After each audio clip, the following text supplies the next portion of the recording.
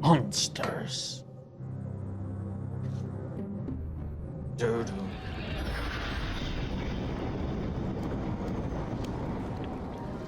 Oh, not again. Not now. I hope this is a dream. I really do, because Now we're if not even Cortez dressed. didn't open a shift, who did? And how will I get home again on my own?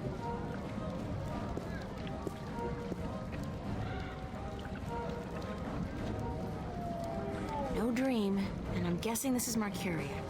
It smells like it, like a mix between fresh flowers and cow dung. There's some kind of party going on in there. Okay.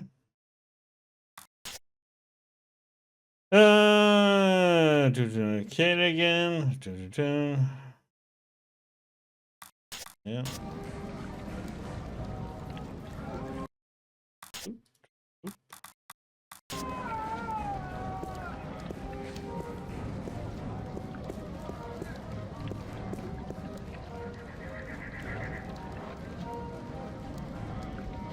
Nothing else. Go. The Journeyman. The Journeyman. Very appropriate, though it really should have been the Journeywoman. Okay.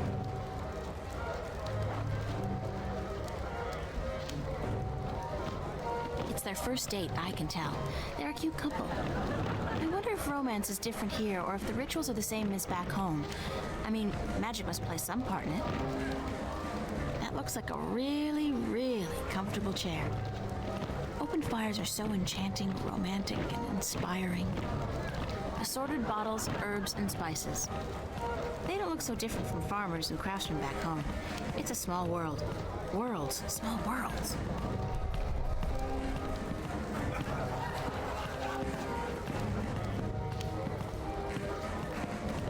Excuse me. Hello? Hi, hello, do you work here? Do I work here, child? I'm the owner. I own and operate the Journeyman Inn.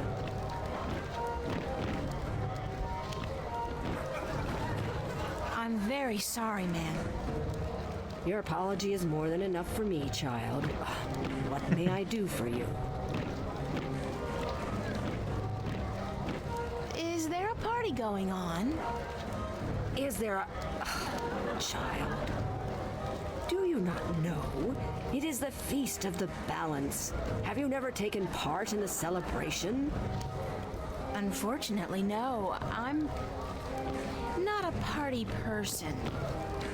For as long as I can recall, the feast has lasted 3 whole days and nights, and everyone celebrated openly. But now, this year, there is great concern about the Vanguard and their supporters. So this year, the Feast of the Balance is celebrated inside, behind closed doors, and for 1 night only. But there's still much food and drink. Your choice is Green Fandango. If you so please. I don't think so. Yeah, we can play that I one. don't know anybody here. You're not with the Vanguard, are you? No, I'm from somewhere else, far away. So it would seem. Well, if you feel up to it, child, you're welcome to join in the celebration. Thanks. What's your name? Benrima Salmon. I'm the owner and proprietor of this inn. I bought it with money earned through honest trade in the Southlands. Tobacco, wine, slaves. That is where I'm from. The Southlands. I'm April Ryan. Well met, April. Well, you can know that was a reference to the South in America, in US. Suitor, perchance? No such luck, I'm afraid. I'm here more by accident than anything else. Ah, no accident, April. Fate. Fate delivered you here tonight. You are strong in fate, are you not? What do you mean by strong in fate? You shape your own fate, and not the other way around. You are what the dark people call a wave. How can you tell? I am not only an innkeeper, child. I am a seer, taught by my mother, who was taught by her mother before her. And so it goes back to the dawn of our world, to the dawn of magic. What's a seer? A seer is someone who can tell something about people, about events, about the past and the present and the future, just by looking at you. When I look at you, I see. What? What do you see? Most people are drawn along by events, by fate, like a carriage after a horse. But some people know how to steer the horse, to change paths at will. You are such a person, but there is more.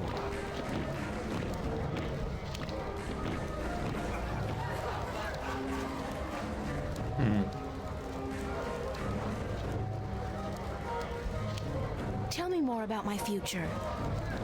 It is strange. I may see many paths, but they are all dark. I cannot tell much except that you're strong in fate and strong in the balance. And you are strong in magic, too. Magic? That can't be right. I don't know anything about magic. You do not have to know about magic to be strong with magic. If you ever learn how to harvest your talents, you will be a strong artisan. Artisan? Where have you been schooled, child? Have you forgotten your lore? My lore? Yeah, well, I haven't really had much use for my lore lately. The artisan is the most powerful of magic users. She is able to shape magic and to use it by force of will alone. An artist can use magic shaped by others, mold it into new magic, new art. A magician, or sorcerer, witch, warlock, can read and write incantations, drawing spells from the power of words. And the alchemist can create magic potions. He is the least of the four. Anyone with proper education can be an alchemist. The other three require some form of talent for magic. Why do you celebrate the Feast of the Balance? You are a stranger to our customs indeed. The balance. You do know about the balance, do you not? Sure. The balance between magic and science. I know about the balance. The balance of all, child. Everything is in balance, and the Guardian watches over the balance and us. We celebrate the Feast of the Balance to give our thanks to the balance and to the Guardian. If our devotion to the balance falters, if we lose our faith in the Guardian, then we are inviting chaos to destroy us. This is what the Vanguard is doing. Inviting chaos. They are dangerous. What's the Vanguard doing to destroy the balance? They are not doing anything to destroy the balance, but they destroy people's faith in the balance. They speak to the people, telling them how the Sentinel, the Fathers, are holding our world back. Yeah, if I don't have the That if we were remaster to of it, use the I'll balance get to it. our It's only like advantage, €3, we I could see. return to the old ways, the ways of the ancient Earth, before the If it's divide. worth getting it. I know I have God the promised the people original. power and wealth and happiness, but they intend only destruction and death. Thank you. I am at your service any time, child.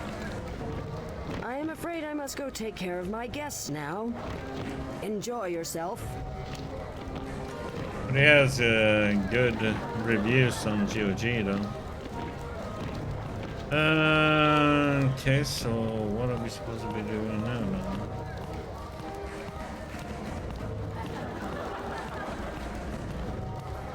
Let's see if I can click on them when they are dancing by here.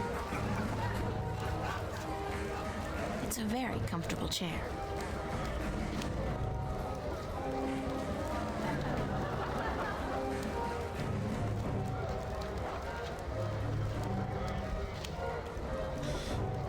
Yeah, it's 4.3 out of 5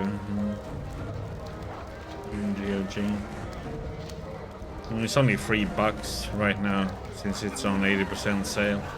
The remaster. Okay.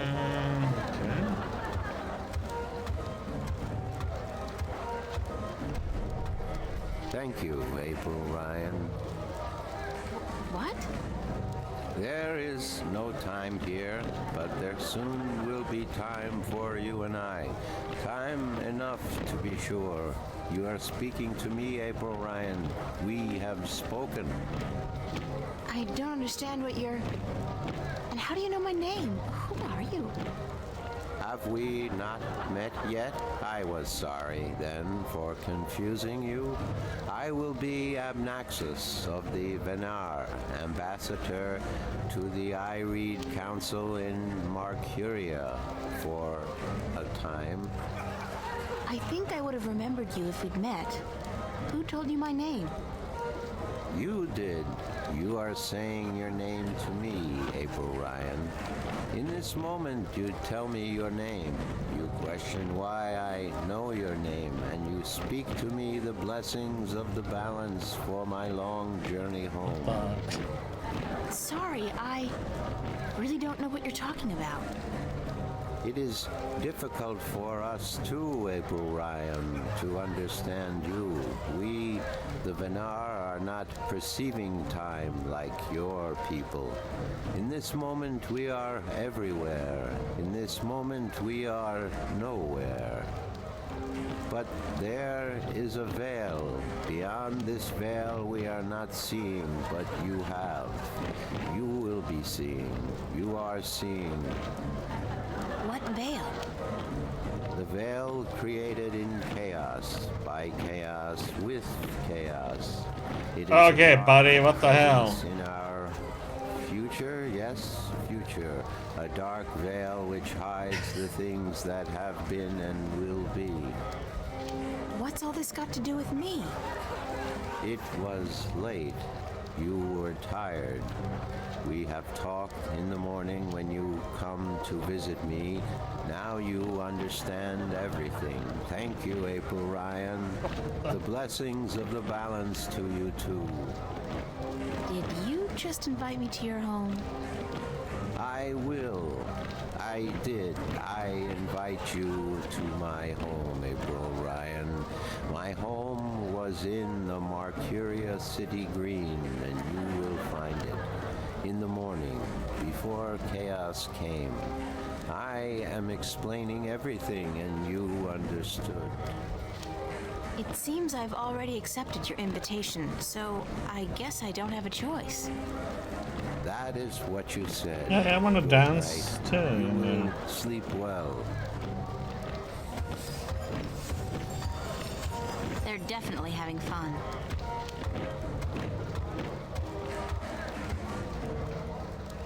So, anybody else I need to chat with, or?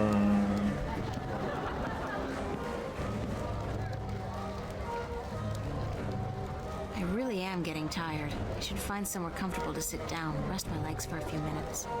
Well, sit down and chill then.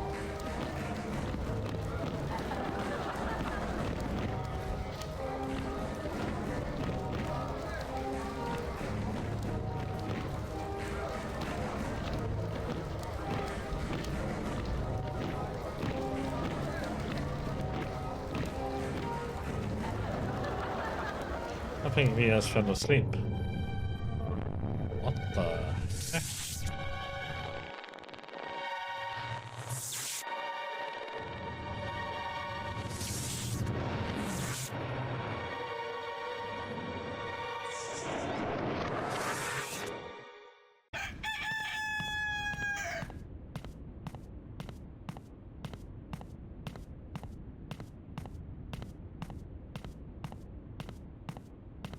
Wake up, child.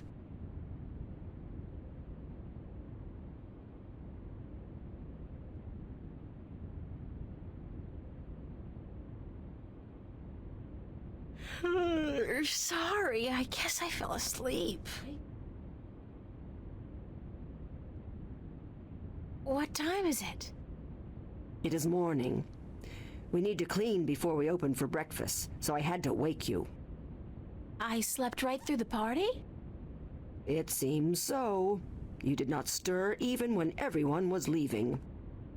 Oh well, I feel pretty good considering. You look a little pale, but it's nothing a good porridge won't fix.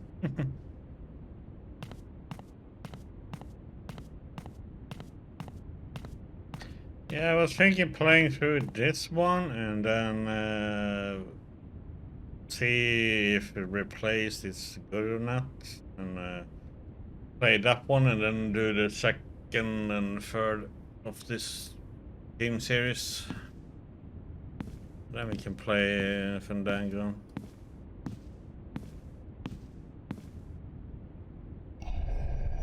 Not to sound rude, but I've had my fill of her for the moment.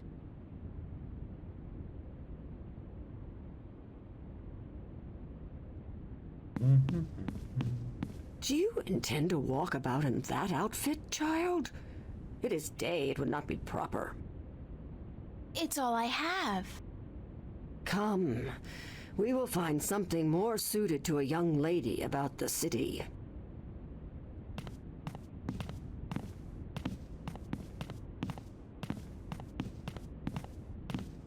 I mean, it comes out today, isn't it? Refaced. Isn't that what it's called?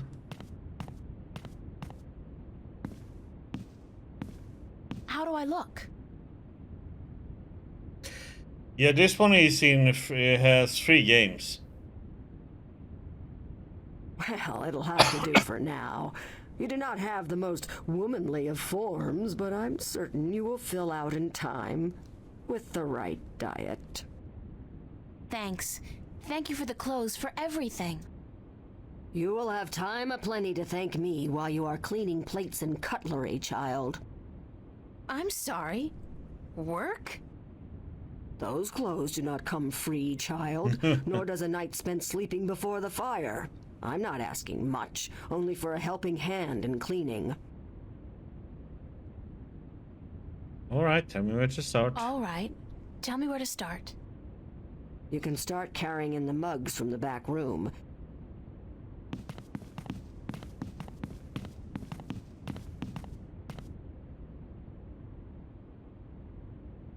You did good work for me today, child. More than was required. Here you are. Some coin to help you out.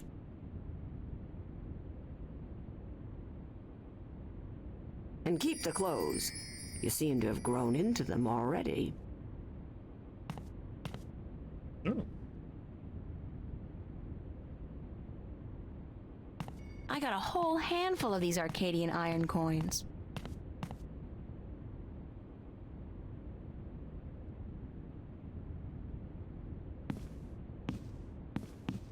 We still need to gamble for that bird. I wonder if she's caught anything today. Yeah, she's fishing. Square jaw and broad shoulders. A real farm boy. Quite a sexy one, too.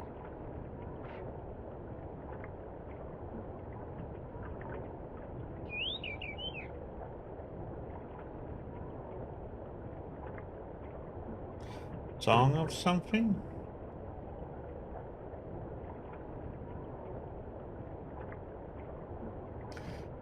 Song. Well, I'll play something called Song of the Deep. Song of Horror, maybe?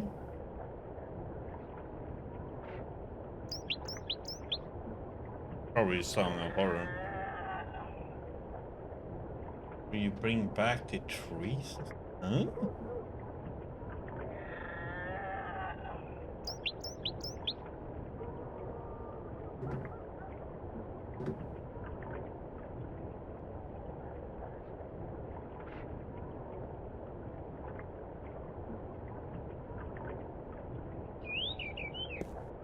A furry animal. That animal. Okay. Seriously, that animal does not look furry. That's a funny looking animal.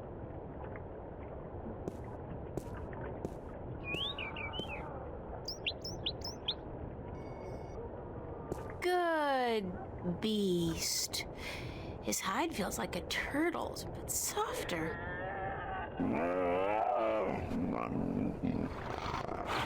Oh, Good boy.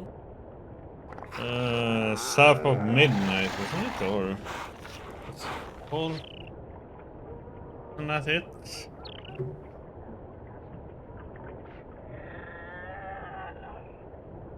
Yeah, South of Midnight. I think that one has a banger soundtrack.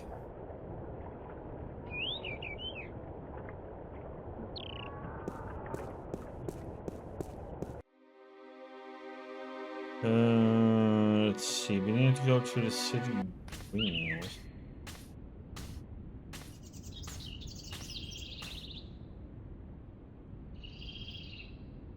It's a flower bed.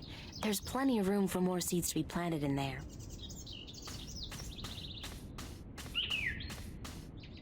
That's one mother of a plant. I wonder if it's a carnivore. It looks to have been carved out of a large tree, but the texture of the house is more stone than bark.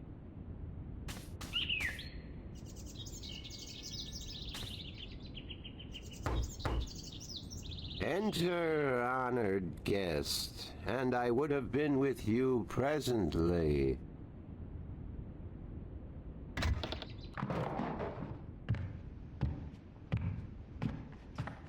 South of Midnight has an interesting game. It's nice looking and all that. Okay, he's walking upstairs. Some of them look to be in English, but I know they're not. It's the Altung language Tobias told me about. The tongue of magic. It sounds a little disgusting, to be honest.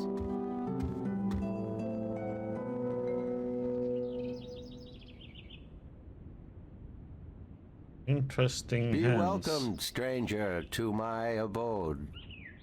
Stranger? Don't you remember me? You invited me here. Every moment we meet, and every moment we part. You are both stranger and friend, April Ryan. I'm sorry, but could you try to be a little less obtuse this time? I have a hard time understanding half of what you say. I will beg for your forgiveness, April Ryan. I had a hard time to make myself understood amongst other peoples. I will pull myself Halloween, huh? into this moment, difficult as it may be, so that we can communicate and so that you may understand. It is important that you understand, April Ryan, very important. Huh? Who are you? Who are you? I am Abnaxus of the Venar, ambassador to the Ireed Council in Marcuria. My people live far from here, and they do rarely visit your kind, and so I am their sole link to humans and Dolmari. Why is that? I alone among the Venar am able to focus on a particular moment and thread in time, and so to speak with those who flow with time, like you. How do your people perceive time? It is hard to explain. Any moment before this moment and any moment after is the same to me as this one. I have lived already, and I am yet to live. Do you understand me? I think so, but how's that possible? Everything is possible, April Ryan. There is magic, and there is science, and between the two, everything is possible.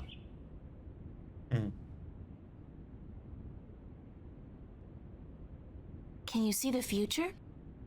To me, every moment is the same. There is no future. I can relate moments you have yet to see, and I can unravel possible threads. But remember, the future I see may not be the one into which you walk. Moments and threads fluctuate, change. I can remember things that have never come to pass, and I have seen things that will never be. So you can't tell the future. I would see your possible futures, the likely threads among hundreds. If there was not a veil in time, I would. What's this veil you keep talking about? Somewhere ahead, in our path, there is a dark veil through which I cannot pass, past which I cannot see. It is disconcerting to me to be blocked from the moments of my life. How did this veil come to be?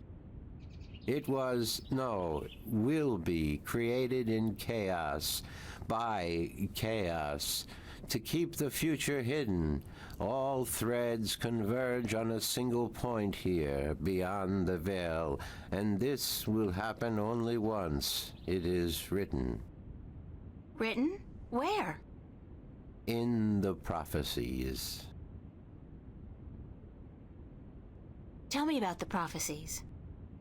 Words have been written by seers who can discern from all possible threads the threads that are certain to be woven.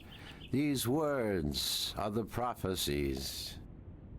And what do the prophecies say?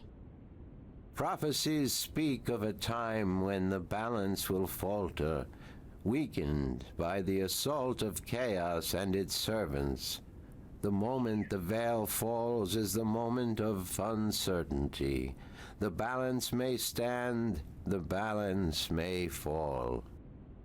I cannot tell which it will be, and I cannot even see the possibilities, the threads extending from each fork.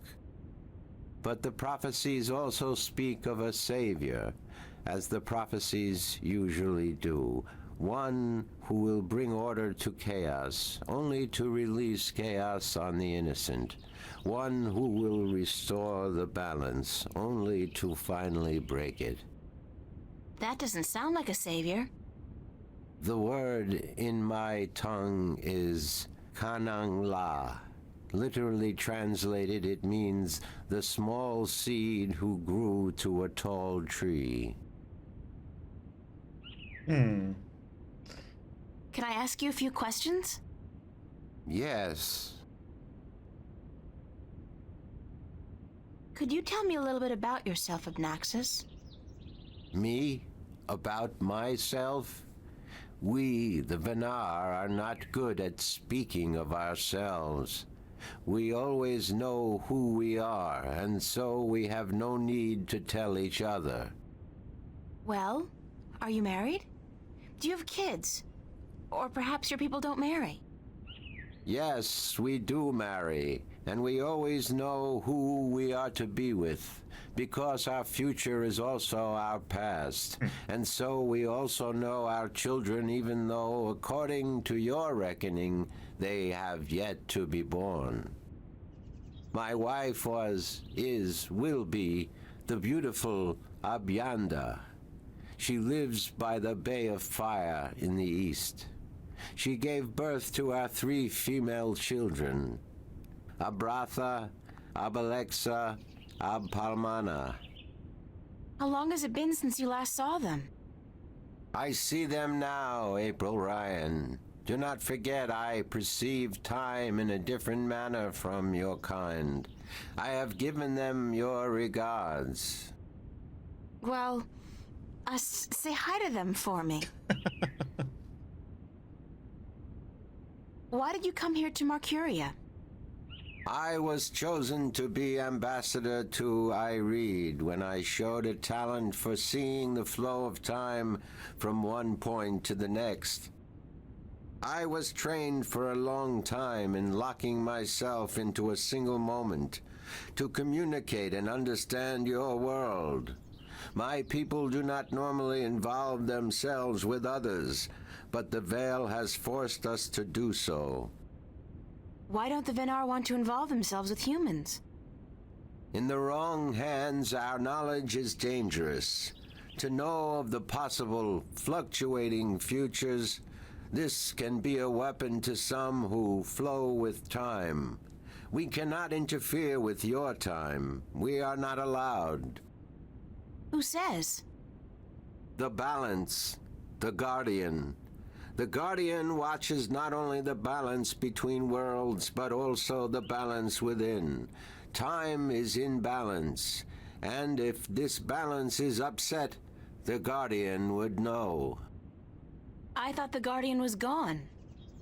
So he is, and that makes it even more crucial to my people that we preserve the balance and not upset it. Chaos is our enemy, April Ryan, and we do our part to keep it at bay, as do you. Are you planning on ever going back to your people? When we pass through the veil to the other side and time yet again opens up, I will return to my people. I look forward to that day. I miss my people, and it is hard to speak with your kind. It makes me tired. I know what you mean. I'm a stranger here too. You will bring us through the veil, April Ryan, and then we can both leave this place and go home. Where is your home, Abnaxis?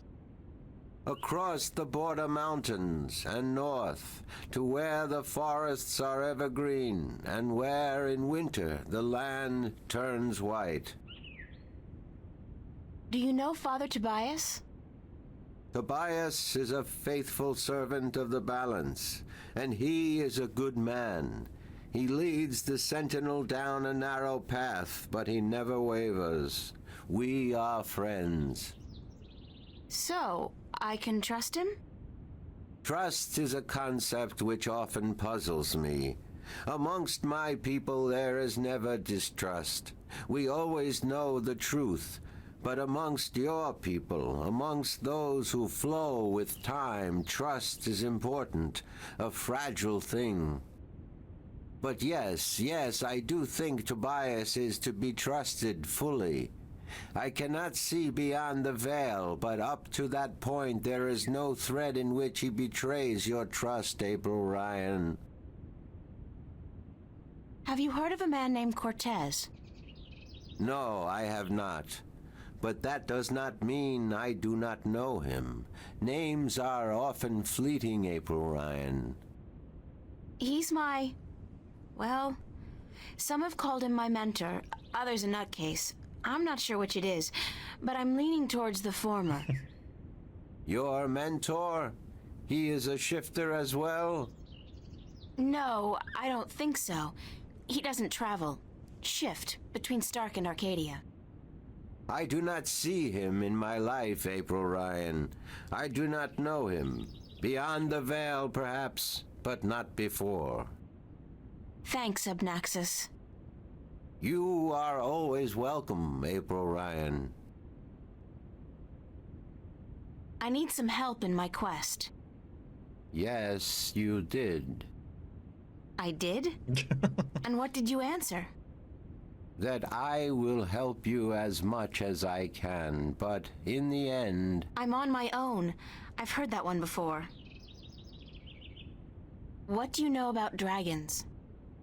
I do not know much about the kin, but I do know a little. Perhaps it will help you, perhaps not. The Draic kin came to this world a very, very long time ago. Before the dawn of man, before the divide. The Venar had yet to learn to be outside time, and there were few other peoples on Earth. The kin played an important part in the divide, in separating magic from science, and in the founding of the Fathers, the Sentinel, to watch over the balance. It is said that after the divide of the 4 Draic kin that came to Earth, 2 went to Stark, and 2 to Arcadia.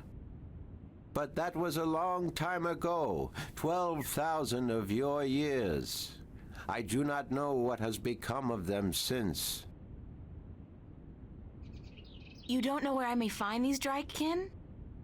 No, the white of the Dryakin, the mother, has, according to legend, been sighted. The tale of the silver spear of Gorimon speaks of the mother and her child. Though I think this is but a tale, and far from the truth. The story is called The Silver Spear of Gorimon?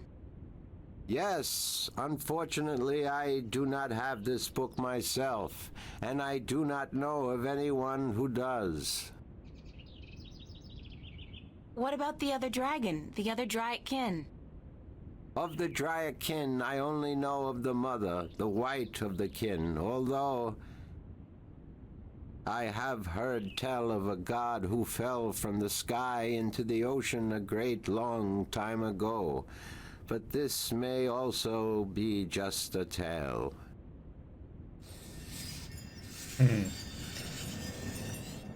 What else do you know about this god who fell from the sky? Only what I have told you. Someone with greater knowledge of the ocean and the creatures that live beneath its surface may be able to tell you more. Okay.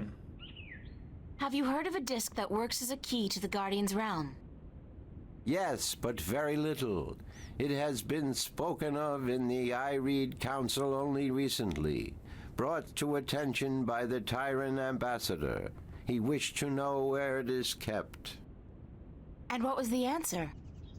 No one at the council knows or admitted to knowing, and the ambassador was asked to speak with the Sentinel, which he is unlikely to concede to. The Tyrant are allied with the Vanguard, and so are in political and ideological opposition with the Sentinel. I know Vestrum Tobias. He would not speak a word with the Tyrant, nor the Vanguard. Not unless it was to challenge their philosophies.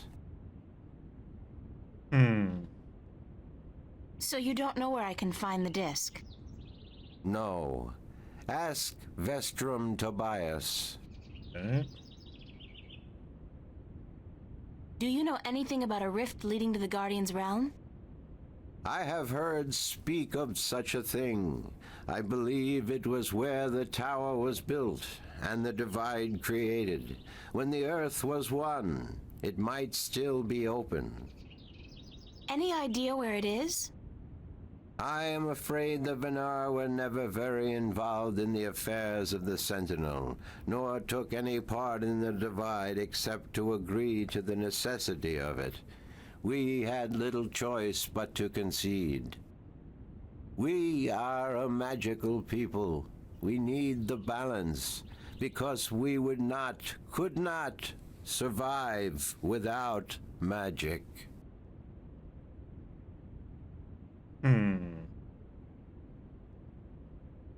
How would I go about fighting chaos?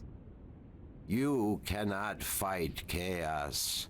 It is not so simple. To oppose chaos, one must return order to that which has been affected by chaos, and thus reduce its powers. But this is not something everyone can do.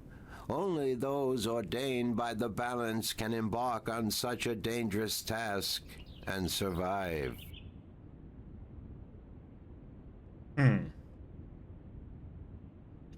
Okay. That's about it for now.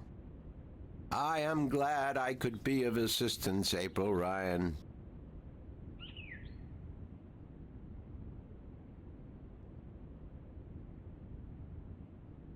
Thanks for your hospitality, Obnaxus. Goodbye. Blessings of the balance to you, April Ryan, and may your journey have been a long and fruitful one.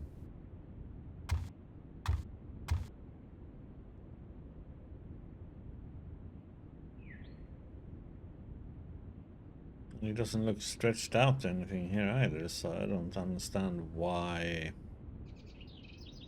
he told me to have that one. But yeah, we have it in full screen actually. Okay, so we got all that information from him. Can't go upstairs, let's see.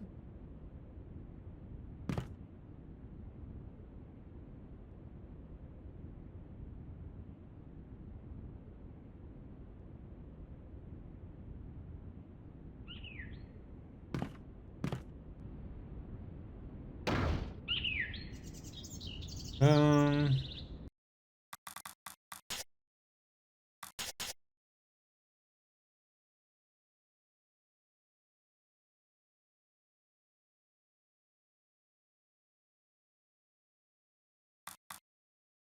With sailor.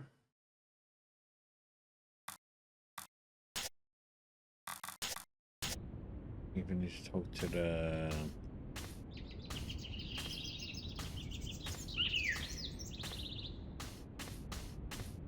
I think.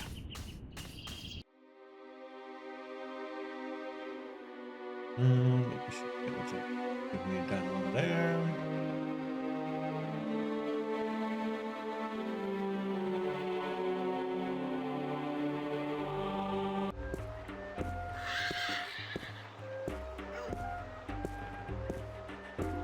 See if we can hand this one in.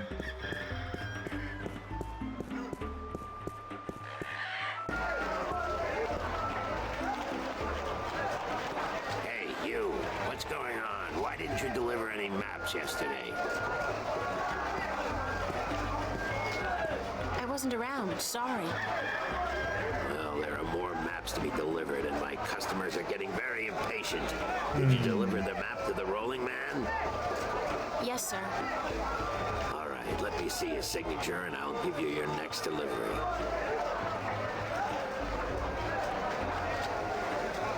But then we are in the way of the subtitles. So.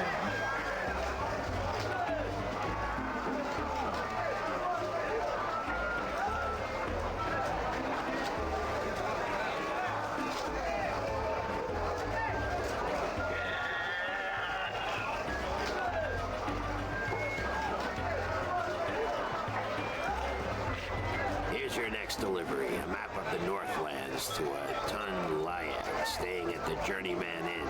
And be quick about it. She's been waiting since the day before yesterday.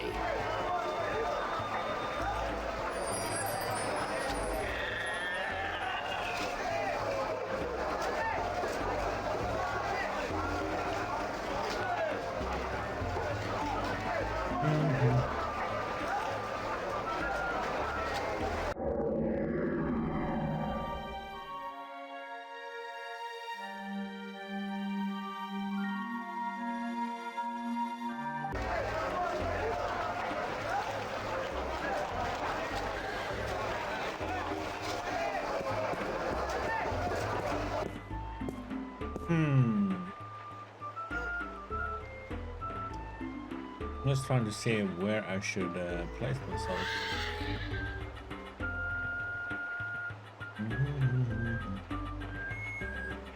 I just don't have my camera on.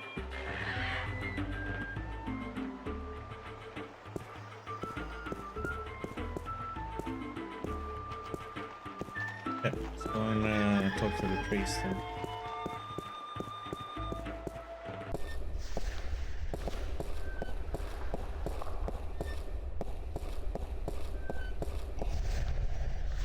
Good morning, Tobias.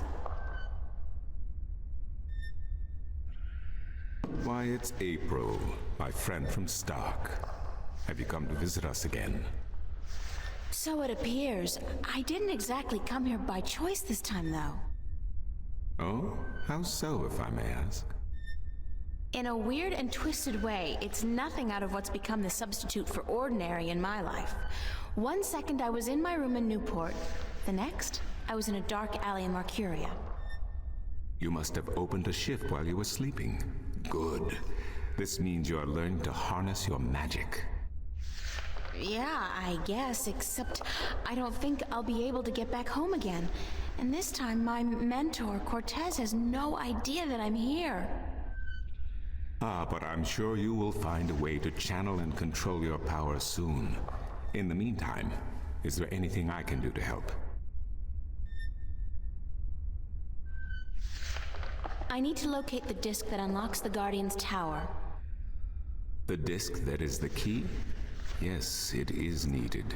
It might even restore balance, provided the new Guardian accompanies it to the tower, of course. But you wish to find the disc yourself? I have to. Cliché or not, it's our only hope. You do this often then? Save worlds? It's an expression. Heroism in my world is more of a cliché than anything else. I do not understand, but then I am merely a servant of the balance, while you are more. But yes, the disk. As I told you once before, when the Earth was divided, and the realm of the Guardian created, a disk was forged in the Well of Making. The disk was to serve two purposes: as a key to the Tower of Balance should it become necessary to enter it in the Guardian's absence, and as a replacement for the disk that is already in the tower should it be broken. The tower is now abandoned and locked, and the old disk shattered. I do think the time is right for the second disk to be brought forward and used. Where is the disk now?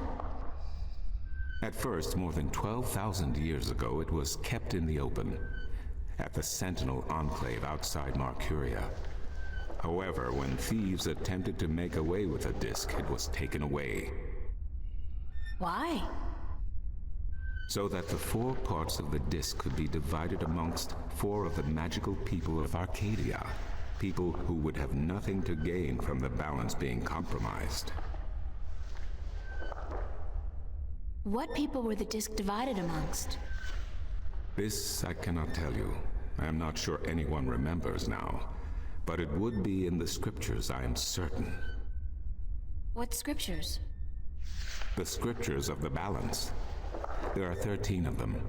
13 is a strong number, rich in tradition, and did you know the Irede High Council consists of 13 ministers?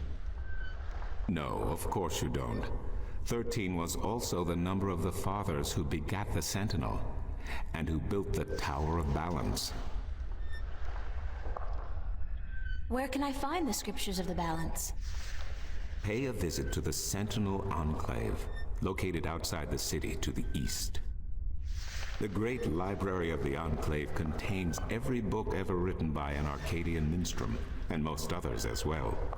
Speak with Minstrom Yerin, the keeper of books. Tell him I sent you.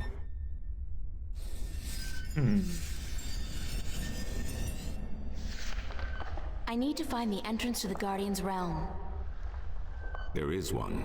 You are right in that, but where, I would not venture to guess. In the past, when the time came for the Guardian to step down and another to take his or her place, the Guardian opened a gateway wherever it was needed. A Guardian, still in full control of the balance, can invite anyone in and let anyone out. But with the Guardian gone, the only way in would be the point where the divide was first created, where the tower was built. Isn't that location written down somewhere? Remember that this was done on the old Earth before the divide. After the divide, after the creation of Stark and Arcadia, places were shifted about. This entrance may not even be on the ground anymore. What do you mean? It could be up there, in the sky, or far below us, through the crust of the earth into the molten depths below. I cannot say, and I do not know anyone who could. Isn't there any way to locate the entrance to the Guardian's realm? Perhaps with careful investigation of the old texts, histories of Arcadia, of the Divide, the scriptures. I do not know, April, but it cannot hurt to look. Again, you will find these texts at the Sentinel Enclave. Speak with Minstrom Yerin. Okay. I need to locate the 2 dragons that reside in Arcadia. The Dragon? What's the difference?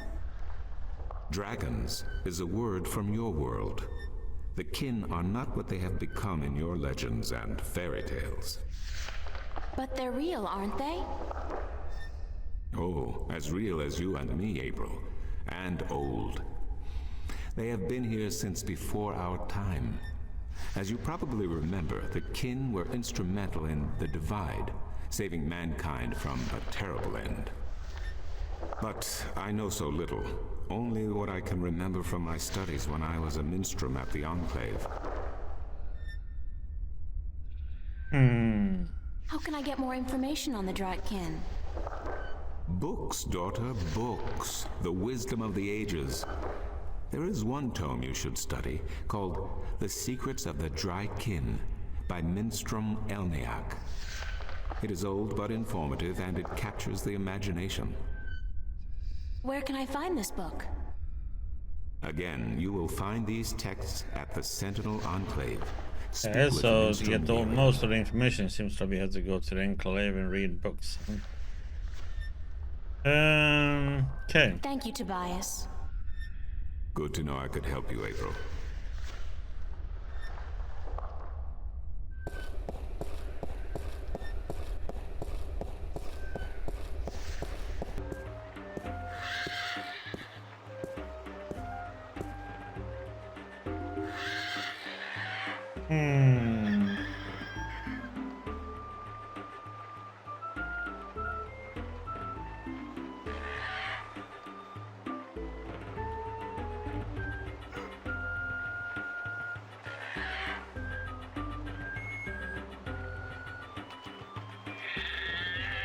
Let's see, so...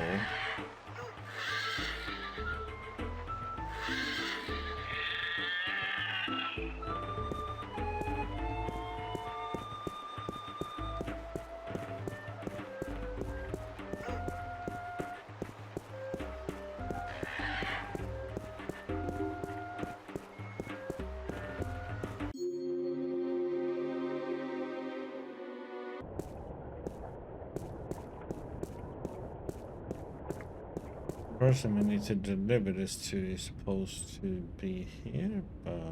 Huh?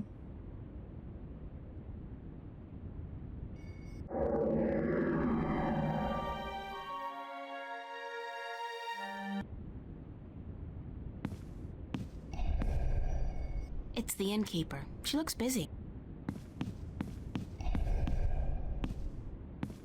Excuse me? Yes? Oh, it is you.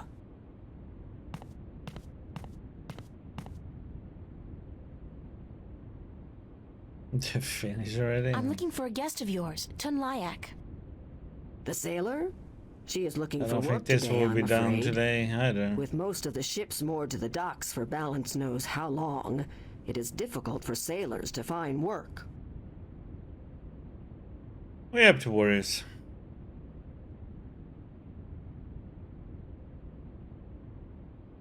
Do you know when Tunlayak is expected back?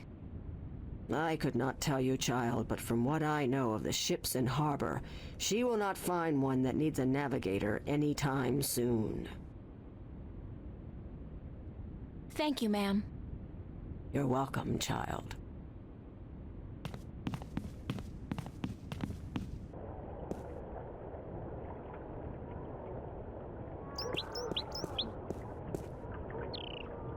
Yeah, so the Fred, what was it? They got like about 80%.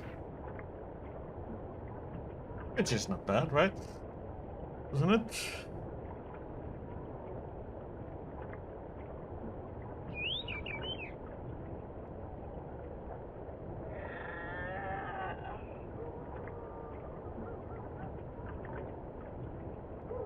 Mm, 78 average, 85% recommended, and 26 reviews.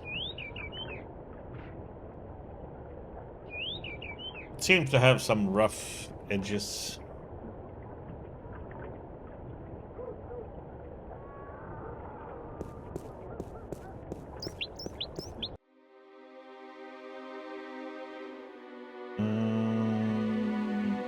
If he has something to say before we go to the Enclave.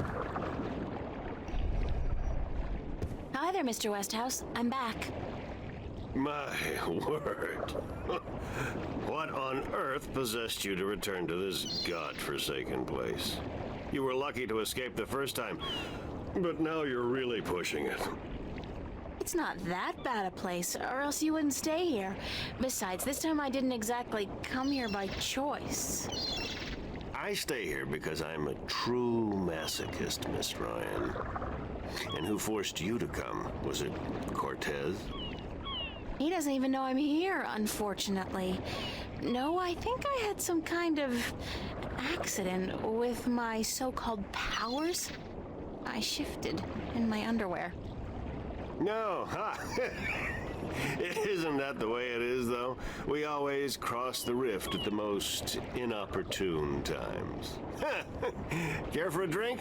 Oh, no, that's right. You, don't.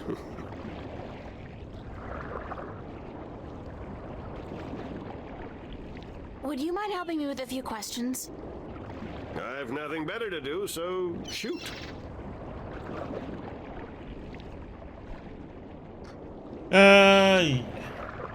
Yeah, it's a shame that I don't know. Feels like they rushed it out eventually, even though they have been working on it for a while. But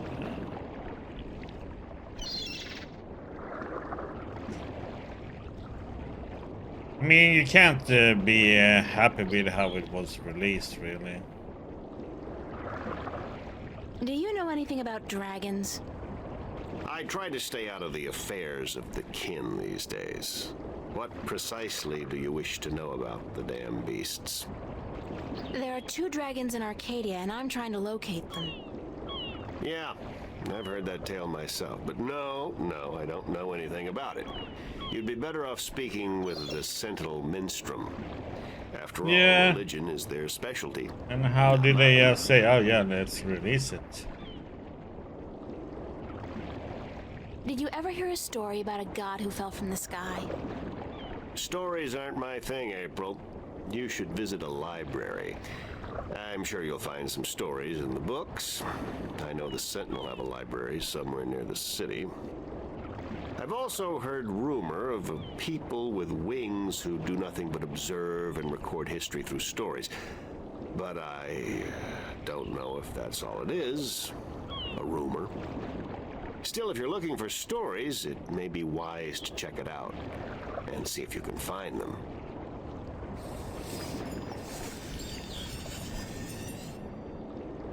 I'm looking for a disc that will open up the Guardian's realm. That's religion, Miss Ryan. And the only things I worship are whiskey, a good cigar, and a nice long... Anyway, don't ask me about all that balance mumbo-jumbo.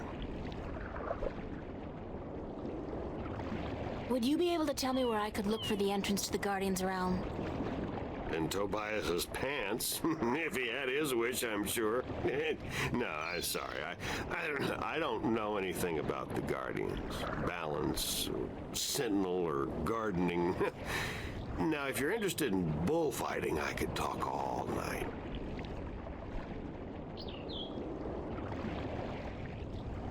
Bullfighting's a horrible act of cruelty to animals, and not much of a sport at all. I'll just forget you said that, Miss Ryan. If there's one thing I miss about Stark, it's bullfighting. You'll be happy to hear, then, that they abolished bullfighting hundreds of years ago. Damn. What did you say about the flying people? They're supposed to be great storytellers, and they've been observing this world for a very long time. But it can only be a rumor. I can't think of any more questions for now. Then let's talk about other things, shall we? Thanks, Mr. Westhouse. Anytime, April. Come back if you're homesick and you feel like talking to a fellow alien.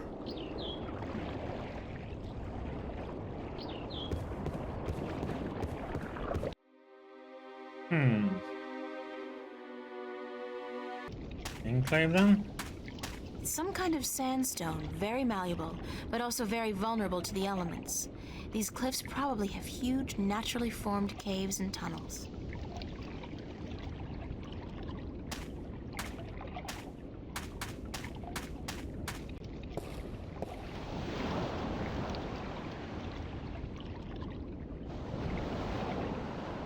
Yeah, some I don't know. It seems like it has become the norm these days. Like, oh, it's broken, but it's fine.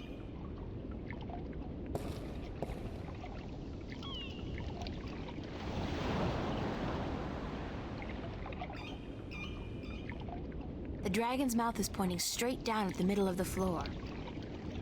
It's a circular hollow about 20 centimeters across and about 5 centimeters deep.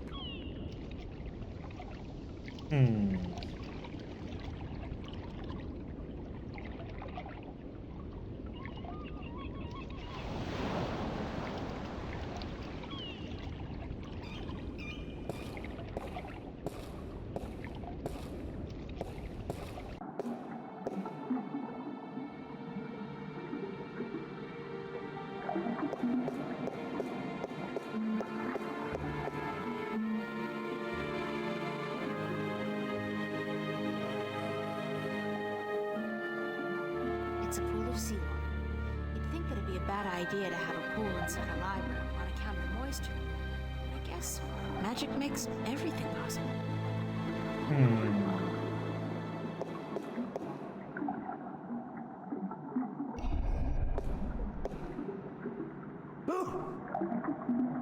Oh, goodness me, I didn't hear you come in. By the way, you haven't seen Volume 6 of the Complete Annotated History of the Northlands, have you? I could have sworn it was here yesterday. Sorry, no. I guess someone else must have taken it. I try to tell them to write down what they borrow on the list, but they never listen. Only last week I spent 3 hours searching the entire enclave for the second scripture of the ballads, the scripture of song, before I realized that Vestrum Tobias was studying it back in the city.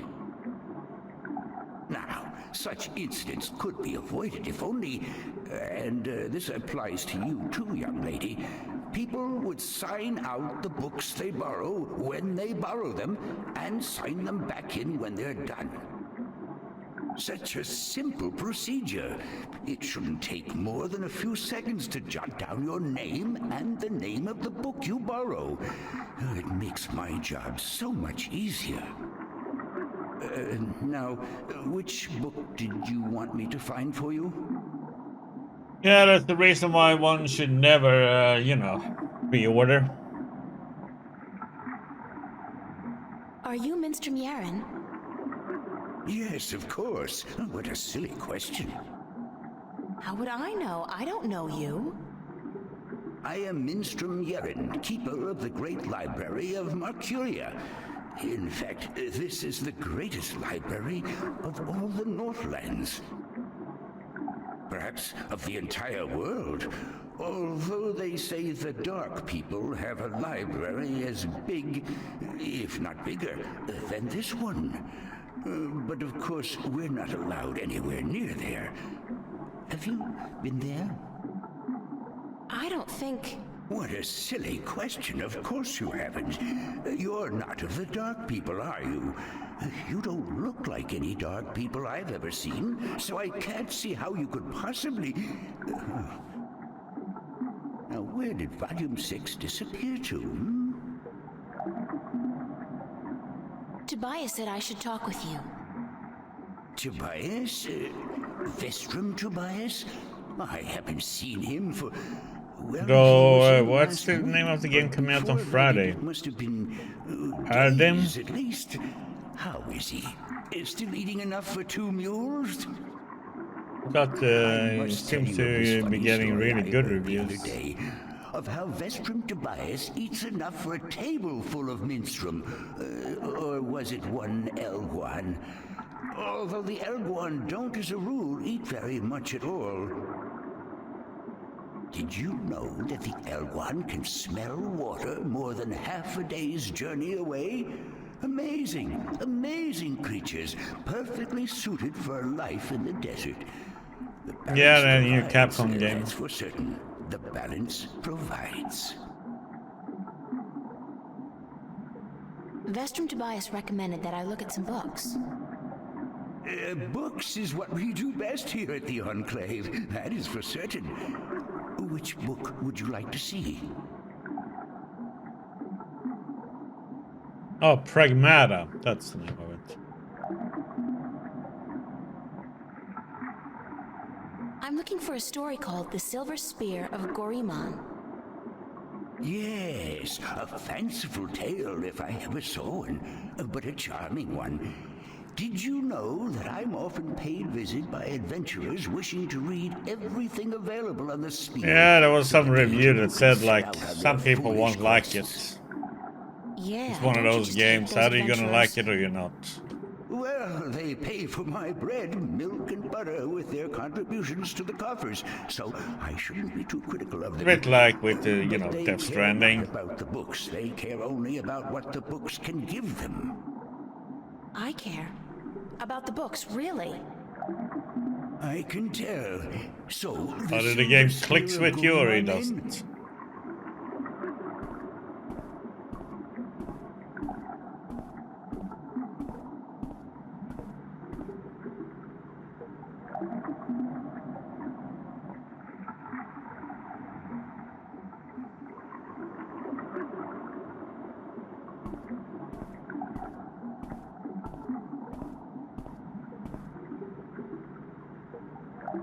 I did find something of interest. I'll leave it here for you to read.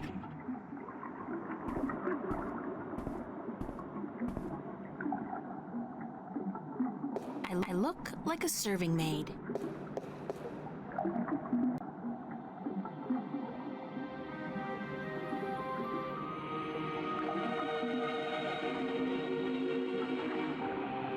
Save the spear of Gorimon. In the glory days of Bakshiva, before the drought, when Gorimon was the greatest city in the known world, the Paresh of Bakshiva decided to forge the most powerful weapon in the world to challenge the mighty white dragon. The Paresh had grown greedy and bored, his treasure hold filled with the riches of the world, and he desired nothing except the one thing he could never have. The unborn daughter of the white dragon, the fairest, purest, most beautiful creature in the universe. He had asked the white dragon for her daughter's hand in marriage, but she had refused, scolding him for the insolence and warning him to keep his distance from immortals.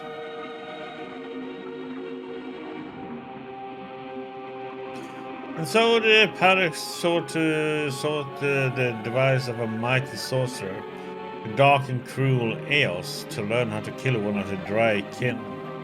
The sorcerer told the Paresh of the white silver mount Tyrene, the strongest substance in Arcadia, and how it could be forged by magic to kill even one of the kin.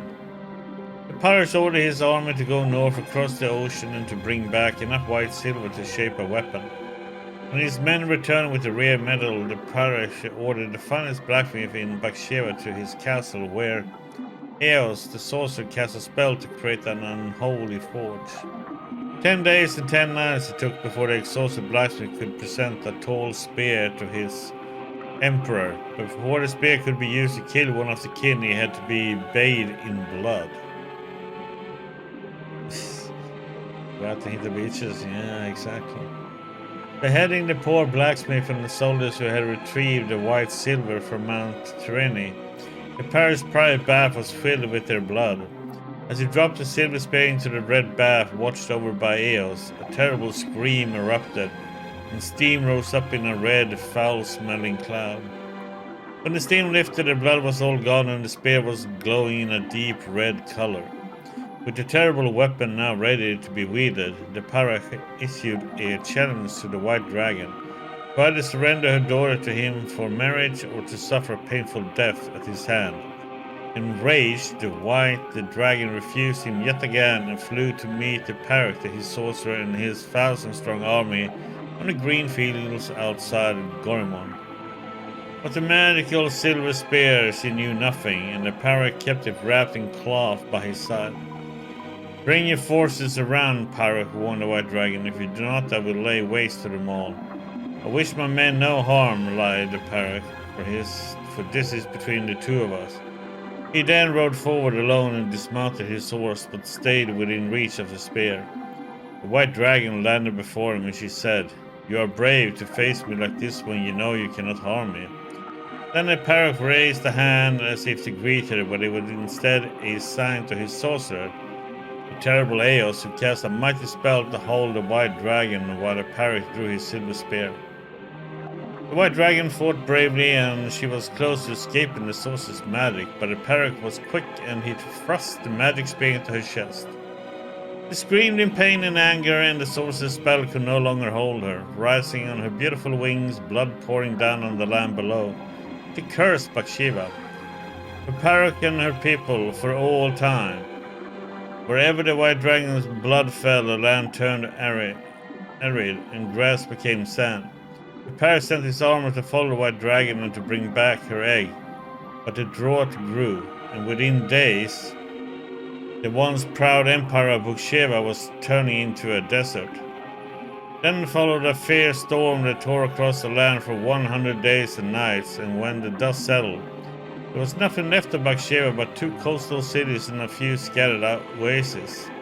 It is said that in the buried ruins of a lost capital, wrapped in the arms of the parrot who dared test the immortal, rests the silver spear of Gorimon.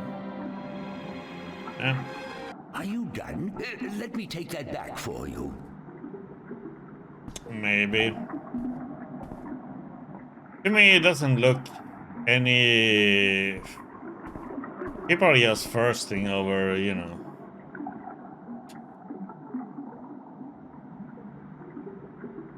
Oh, Leon and whatever her name is. Mostly over Leon, it seems like. But to me, RE9 doesn't bring anything new. The same shit as usual.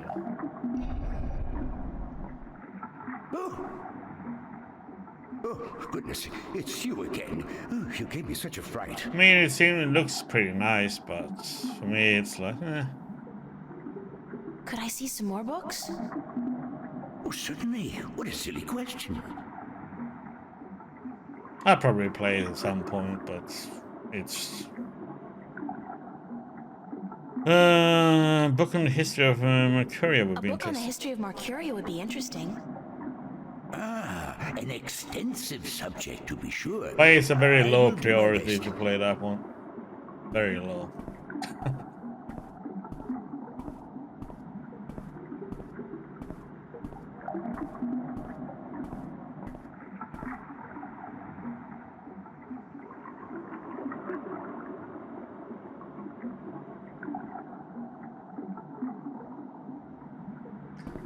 The same concept as always, you know, it's a bad guy in a house, there's zombies all over, blah blah blah, and then there's a big guy chasing you again. I did find something of interest. I'll leave it here for you to read.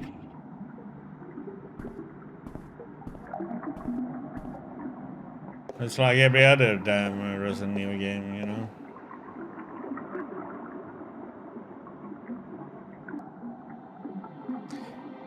Travels in the Northlands by Jimmy did discover the first part. In my many years as a traveling poet and bard, I have journeyed far and wide across the fair realm of Arcadia, and I have seen sights most people have not dreamed. I have stood on the magnificent, terrible southern capes in the midst of winter, when the storms are their fairest, while waves as tall as the towers of Altaban washed over my frozen body. Yeah, that's a good thing. At least it'll take the time to, you know, work on this stuff. I mean, the game looks nice. It's just that it's the same concept again, you know, it's like, do something. I mean, if you go through all the different Resident Evil games, at least there's some changes in the games. But now it's like, okay, back to the same old again. It's like, nah.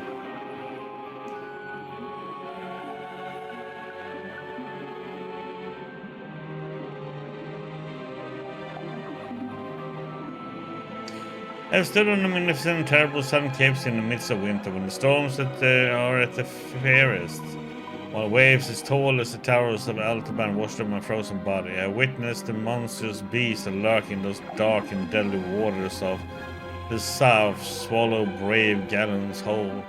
Creatures the side of mountains with the flicker With a flick of the tail, can touch the depths of the sea and the stars themselves. I've crossed the great ocean from north to south and from east to west, and in the course been stranded on a desert island with no substance for what I could gather from the sparse vegetation for months at a time. I've ridden the giant Elgvan across Shangagriel, the wasteland from Altaban to Monterba, and further south with the Turuk, the oases are few and far between. And I have seen the shifting dunes above the ruins of Gorimon, precious jewel of the Bakshevan Empire, concealed for centuries by the coarse and treacherous sand. And I have journeyed far west, carried on goodwill and destiny by shadow ships, to the strange and unknown cliffs of a world unseen by most, a world of an unfamiliar tongue and customs, a world of great wonder and mysticism. I've seen all this and more, but the fairest sights still I have seen in the lands of the north, from Airid to the border mountains, from Tyrene to the Bay of Fire. No sight can ever compare to dawn at Mount Terreni, looking out to the plains of Nedron where the wild stallions run free in the thousands. And to look on the city of Coruscant, the pearl of fire, while the boiling sun sets in the ocean beyond, the slow waves reflecting dark yellow and red as it laps slowly upon the sandy shores, is an experience truly treasured and never forgotten. These lands are blessed by the Creator, shaped by men, yet wild and free and fertile. Home to the greatest cities, the most precious sights, and the most cultured and civilized people in Arcadia. Of all the fires I have rested my weary legs by, of all taverns where I have learned the legends of tale spinners and memorized the songs of bards, of all the lands where I have wandered, from city to village, it is to the Northlands I return time and time again to learn ever more. Join me now, for I will evoke in you the very emotions I first experienced when visiting the sights and treasure of the Northern lands. Join me, and I will surely bring you there, to the exotic midst of this blessed land, and you will pine for its rugged coast and green woods and its hardy people, and like me, you will never rest until you can return to yonder shores. Mercuria, oh Mercuria, thou unkept diamond, of capitals thou art by truth the fairest. Thy counsel many seek for knowledge, kept within is centuries sought and gathered, by men wiser than the ages brought hither, by word of mouth. Mercuria, change thou not the course of war between thine people, diplomat, wise man, magician, all this and more.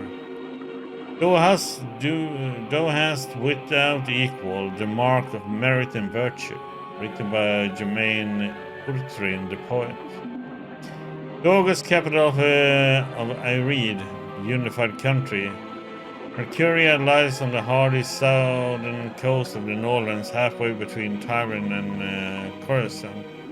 It is a port of call for merchants, traders, adventurers, and pilgrims from all four continents. A place of commerce and diplomacy for millions of humans and other species.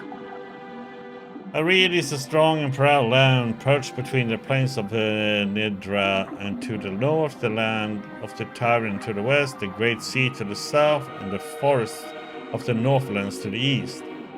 Uninhabited by humans, Ulmari, Tyran, Mole people, and Veneer.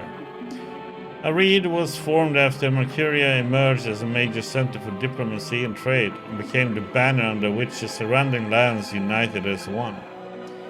Airid is a democracy, currently led by the Chief Council of the Airid Flag, Lord Igwen Dallan. The High Council, composed of the ministers who govern by representation, resides in the Mercurian Hall of Assembly, flanked by the palace and the barracks. The Airidis are traditionalists, and their form of government has barely changed over the last few millennia. In High Tongue, Ireed means unification or assembly. Mercuria is one of the largest cities in Arcadia and the capital of Ireed and a center for trade, diplomacy and cultural diversity. Populated by a large variety of races from human to Veneer, Mercuria has grown from its origins as the birthplace of humanity to a city of all Arcadians and the hub of the civilized world. Founded 20,000 years ago at the shore of the then unconquerable ocean, it is the first known permanent settlements of the emerging human race. Initially left to its own devices by more developed races, Mercuria grew large and fat and wealthy. With newfound confidence, it passed through a period of expansion which gained it a reputation as a merciless aggressor, which soon brought violent attention from the Tyrene in the west and the Dulmar in the north. After years of war, Mercuria was decimated and subsequently rebuilt with sufficient reinforcements to weather attacks from both sea and land. Peaceful times followed, whereupon Mercuria settled into the role it has in today's Arcadia, although all surrounding areas fall under its jurisdiction. There is sufficient self-governing and a few central taxes to appease all, but most disgruntled. The huge areas of farmland around the city benefit from the well-kept roads, markets, and the busy exports to other lands. Nearby villages benefit from the military might of the Mercuria, protecting them against roving barbarians and Tyrene armies. And Mercuria also provides the people of the Northlands with one of the best and busiest ports in Arcadia, allowing travel to distant destinations around the world. Are you done? Let me take that back for you.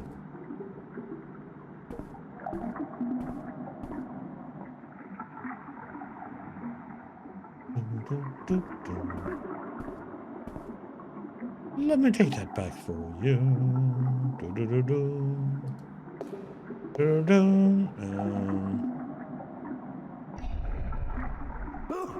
Oh, goodness, it's you again. You gave me such a fright. Could I see some more books? Oh, certainly. What a silly question.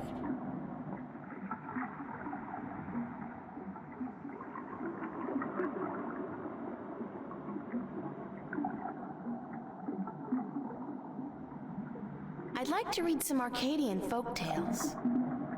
A favored topic of mine. I have just what you're looking for.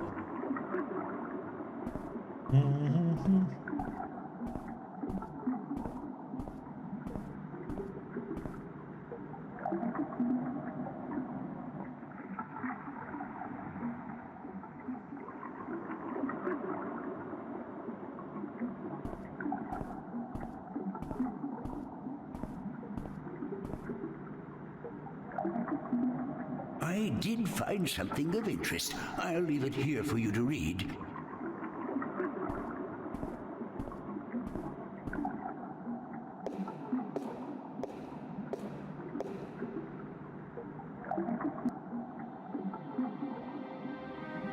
Okay, folk tales, huh?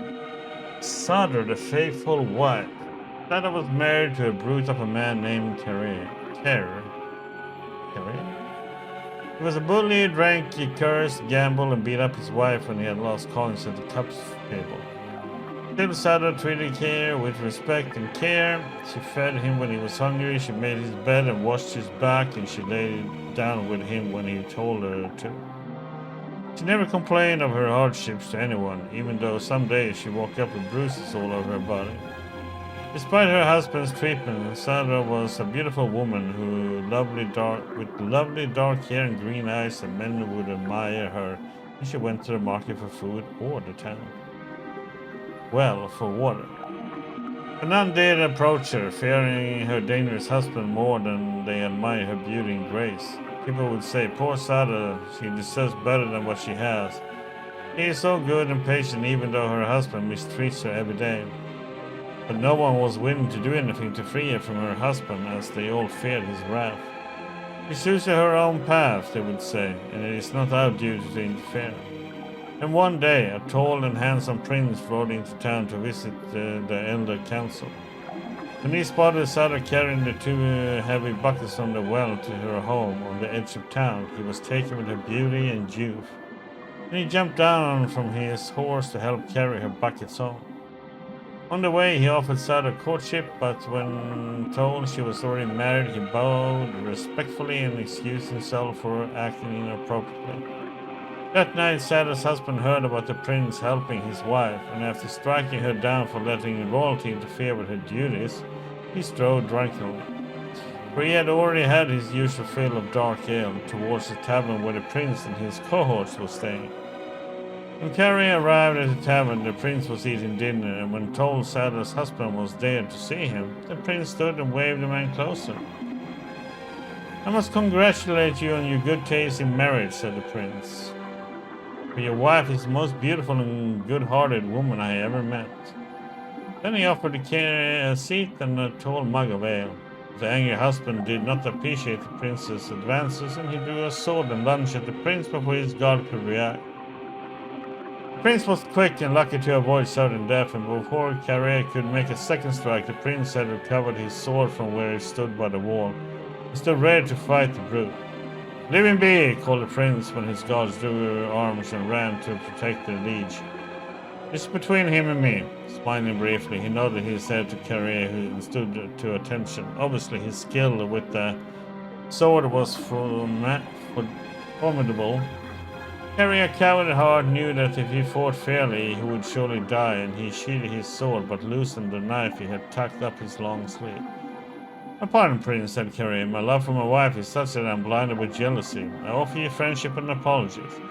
He extended an open hand to the prince, a smile, a broad lizard smile. The prince, unaware of Karen's mistreatment of his faithful wife, smiled back, put down his sword, and extended his own hand. Your apologies accepted, sir. Then suddenly Carrie's knife was in his hand and moving in a blur towards the prince's exposed throat. Had not been for a quick eye of a nearby guard, who with the broadside of his sword struck Carrie on the side of his head, and the prince would have been dead.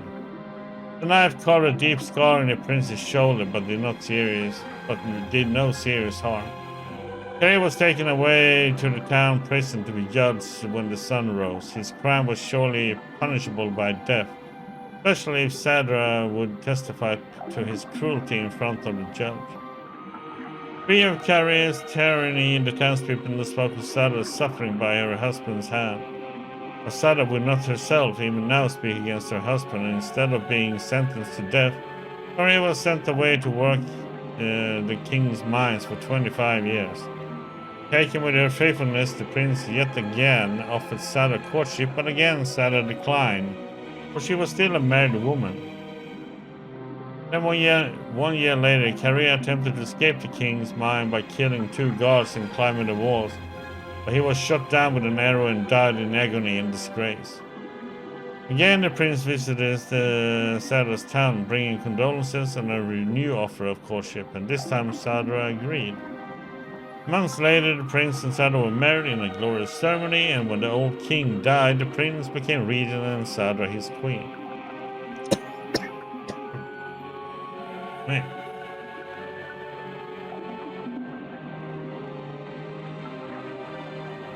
She was a good queen, as the land had never seen, and she was loved clearly until the day she died.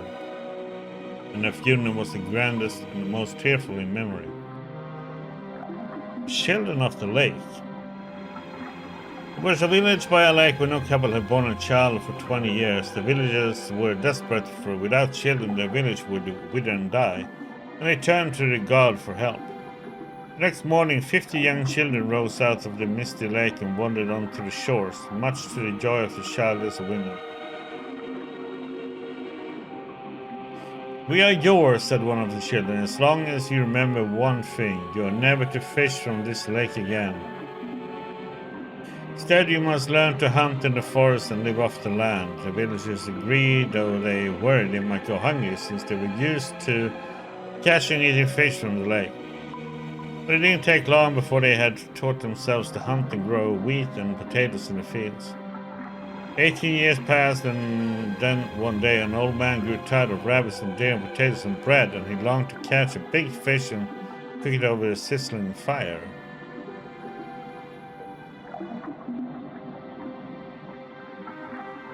took his boat out to where the villagers would not see him, and he sank his line. Almost immediately he caught a large trout, but as he was rowing back to shore, he saw the children of the lake wander from their homes back into the dark waters from whence they came. The mothers called for them, tried to hold on to them, begged them not to leave, but they would not speak, and one by one they disappeared into the lake. The old fisherman then saw, as the children sank into the murky waters, how they turned into large fish and sped off into the deep. He was shameful then and dropped his catch back in the water, but it was too late, and the village would forever remain childless. Yeah. Are you done? Let me take that back for you.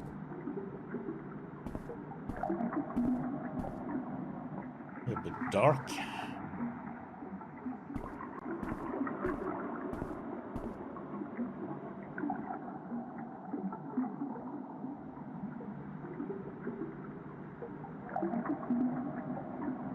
Do.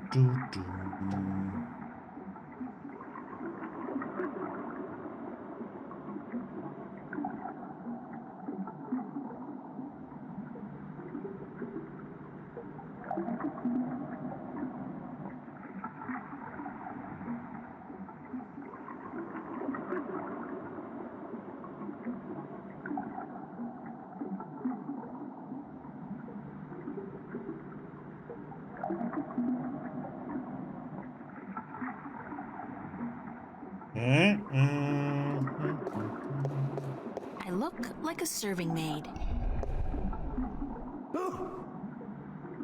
Oh, goodness, it's you again. Oh, you gave me such a fright.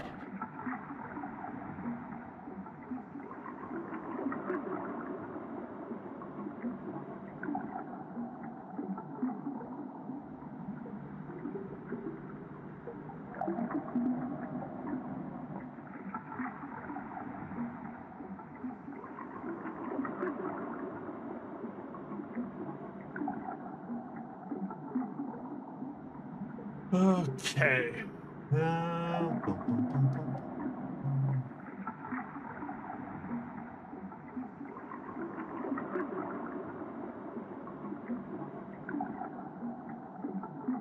Could I see some more books?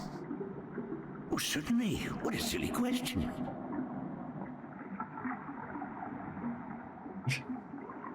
A silly question.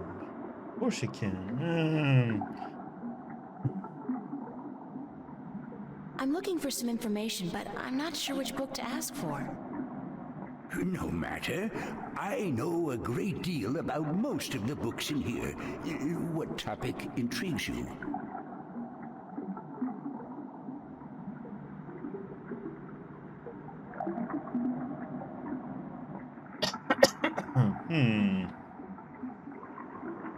Are there any books about flying people who observe and tell stories? Winged storytellers, hmm? Let me see what I can find. Hold on.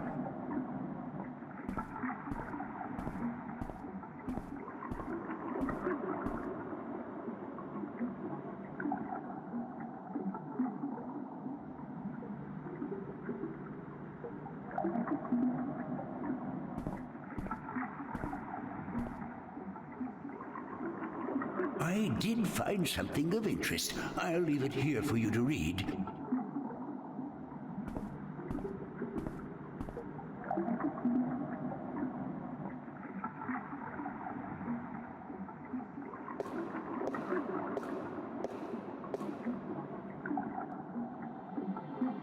The island of Elias, near the Briston Atoll. Maybe I should try to go there.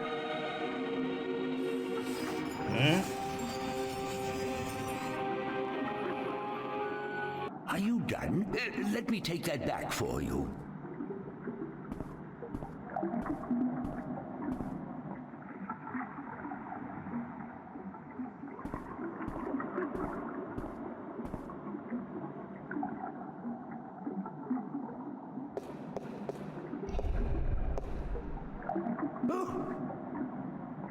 Oh, goodness, it's you again. Oh, you gave me such a fright.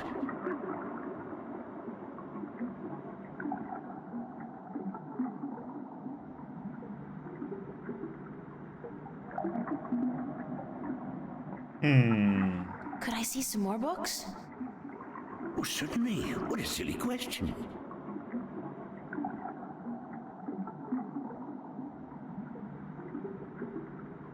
I'm looking for some information, but I'm not sure which book to ask for. No matter.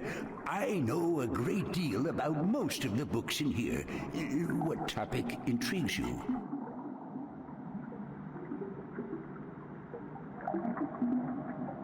I need to find out which 4 magical people of Arcadia were given a piece of the stone disc that serves as the key to the Guardian's realm. The stone disc of the balance, yes? Yes. There could possibly be something on that in... let me check. Just one moment.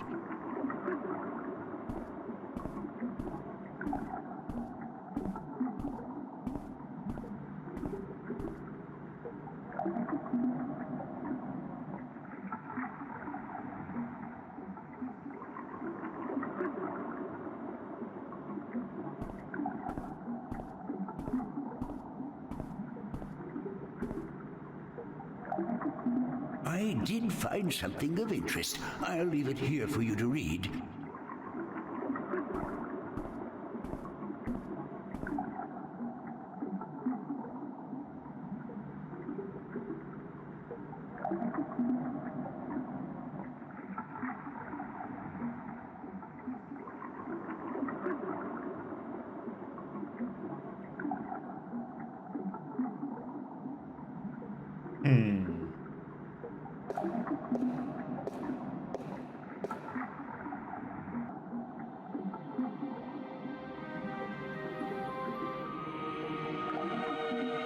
Chapter 16 in the 8th scripture, the scripture breaking.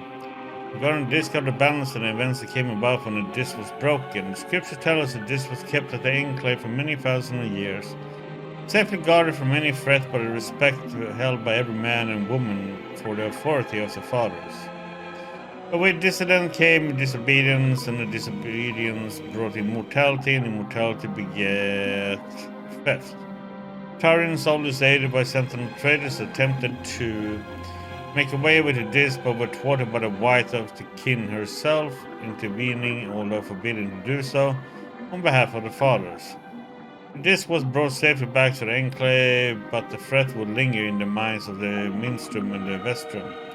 So it became that the disc was melted in the forge of the dragon's mouth, shaped into the elements of 4 magical people, and given to these respective people for safekeeping until such a time when it was decreed that the disc should once more be whole. 1 stone to the gentle souls that sings in the dark and shape the earth between the toes. 1 stone to the watchers of the woods, with the ones who were outside. 1 stone to the 2 that make one of air and of the sea. And 1 stone to the keepers of the dark flame, the eternal dark and the mariners. When the time comes for this to be whole again, 1 person will make a journey to the 4 who hold the pieces, and the piece will be given willingly, as there will be no doubt the righteousness of this person. Are you done? Let me take that back for you.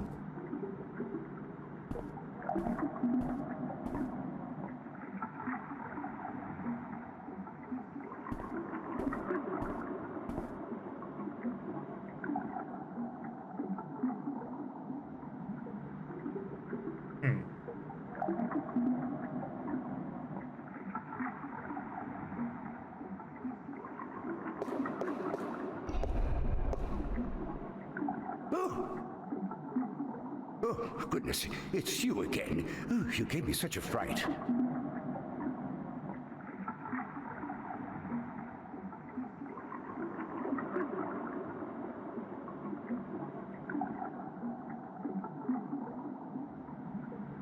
Could I see some more books? Oh, certainly. What a silly question.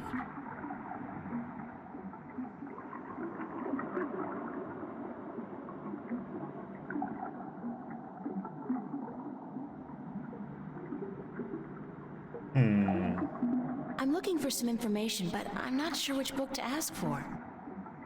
No matter. I know a great deal about most of the books in here. What topic intrigues you?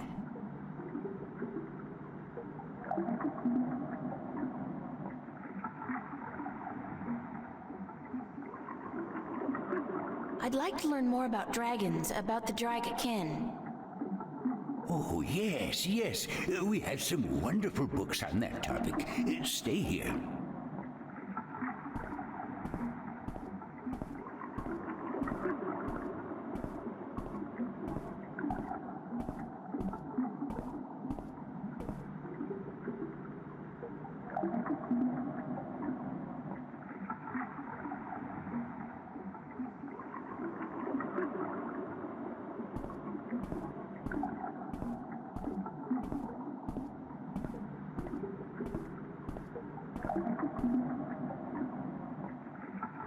I did find something of interest. I'll leave it here for you to read.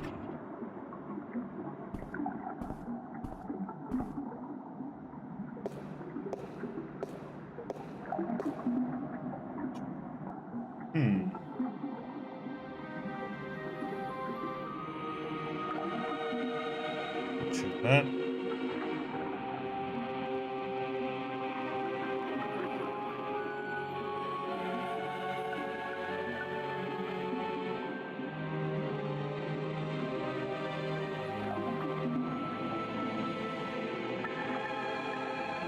Yeah, he couldn't decide between Stranglehold and this one, and I wouldn't mind replaying this one since I didn't have a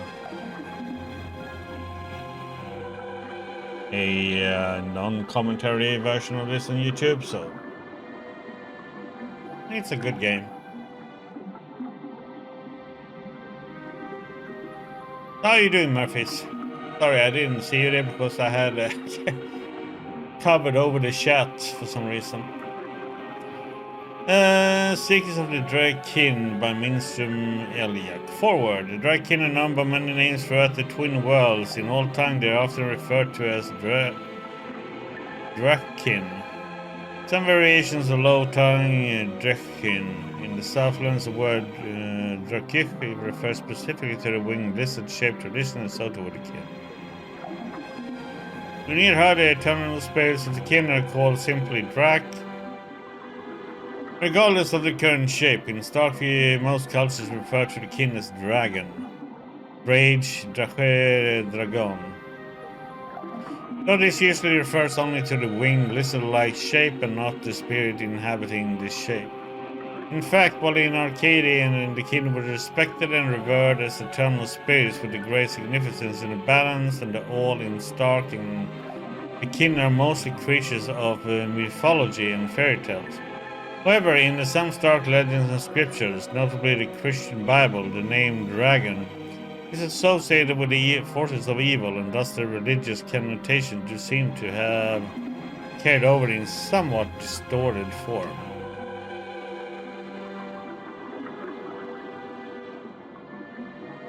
Who or what are the Dragonkin?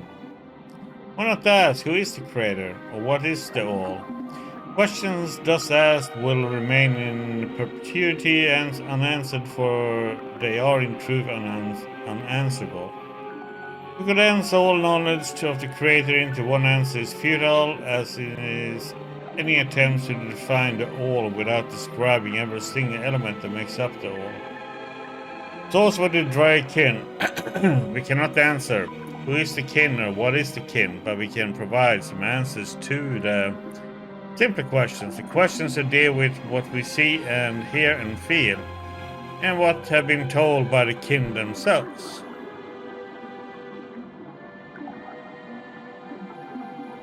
Answers that together may give us only the faintest hint of the whole truth, then at least some indication of who or what the Dragonkin are.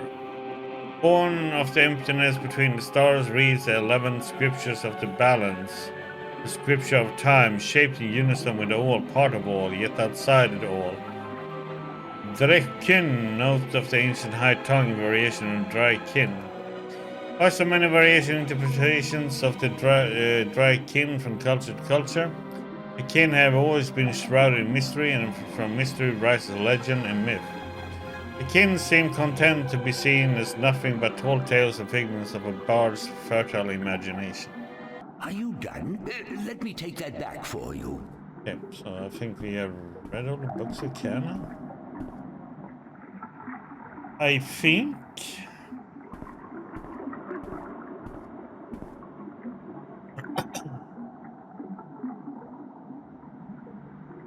I can put myself up there, but okay. What bullshit thing.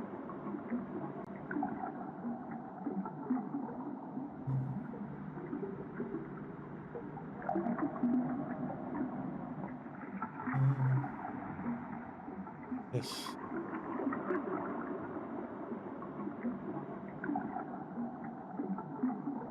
Float up in the corner.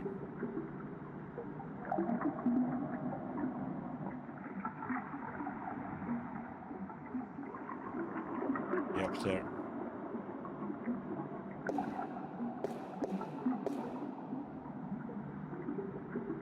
I think we're done with him, but not sure.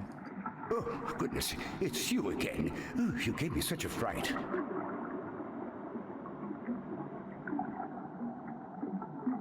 Could I see some more books? Oh, certainly. What a silly question.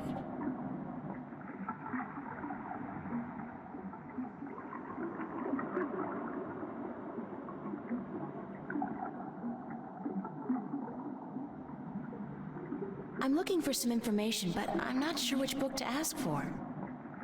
No matter.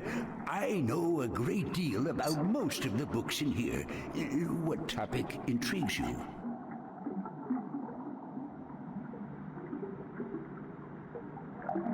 I forget, but thanks anyway. Okay, I think we're done. I know how it is. I forget things all the time. I even forgot my own name once. Couldn't remember it for a whole week, and then someone called for me, and I couldn't find him. Strangest thing.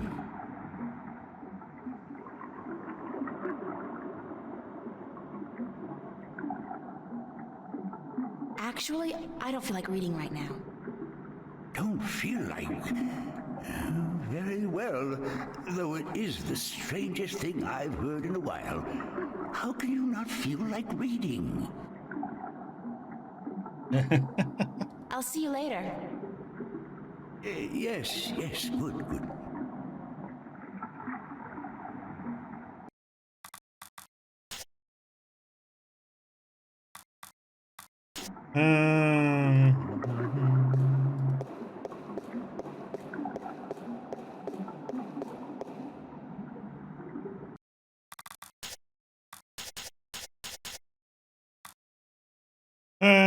Okay, so we need to find a ship.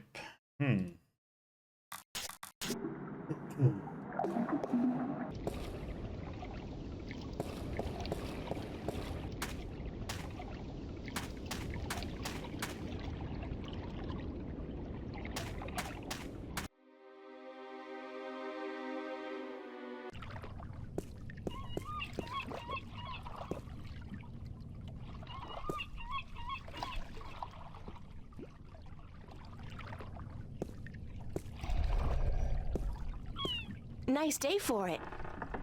Not really, no. Why aren't you out at sea? Do you see the sail on that barge over there? Yes? Is it flapping? What? Is it flapping? Is the sail flapping in the wind? No. And why is that then? Because it's not windy? Exactly. Well, can't you just use oars or something? Oh, what an excellent idea. Now, why didn't we think of that? Of course. Oars! By Jaw's stunted left arm, that's it. Why have we been moored to the dock for a month with our merchandise dropping in value when we could have just rowed our way to Gien?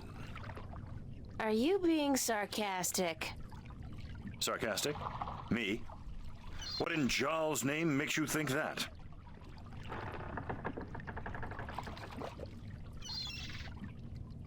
How long's it been since the last wind? Near a month. Ever since that accursed alchemist put some kind of spell on the wind. The Mojal be cursed if I know why. But it's a bloody catastrophe. I've sent some good people of mine up north to deal with him. But not one has returned. Now the Areed High Council speak of sending an entire army platoon to sort him out. But I'm afraid that just might piss him off.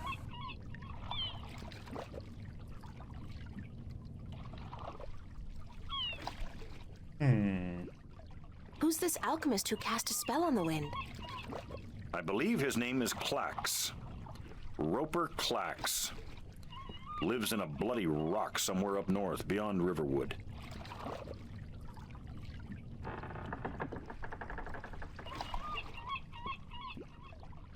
Do you know anything about a god that fell from the sky into the sea? Of course. You find fallen gods most everywhere these days. They're an air and a hand. Really? No, of course not. There are no fallen gods in the sea. It wouldn't make much sense, would it?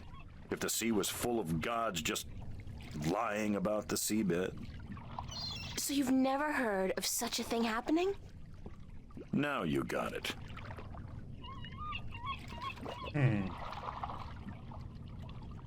Do you know the island of Elias? The vacation paradise of the ancient Delmari? Certainly. How do I get there? It's near the Briston Atoll, but boats rarely travel directly to Briston from Marcuria. You'd have to travel via Guyane.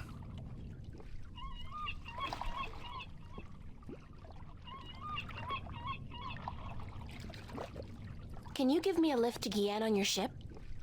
There are 3 problems with that scenario. Number 1, there's no wind, so we can't set sail south. Number 2, I lost my navigator a few weeks past, and I have yet to find his replacement. And number 3, you're a woman. We don't let women on board the White Dragon. Isn't that a bit sexist? Sexy is just what I worry about. What with a boat full of men being out at sea for months at a time? Not sexy, sexist. I'm a sailor, girl. What do you expect? Good bedside manners?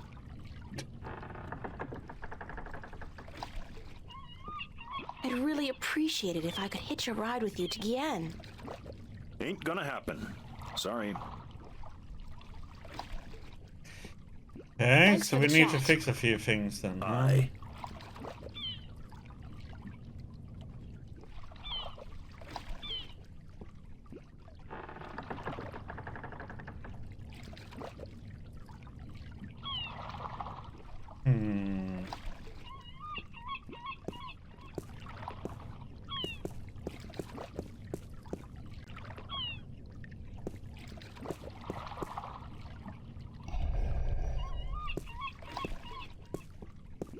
Hello again, old man. It be you.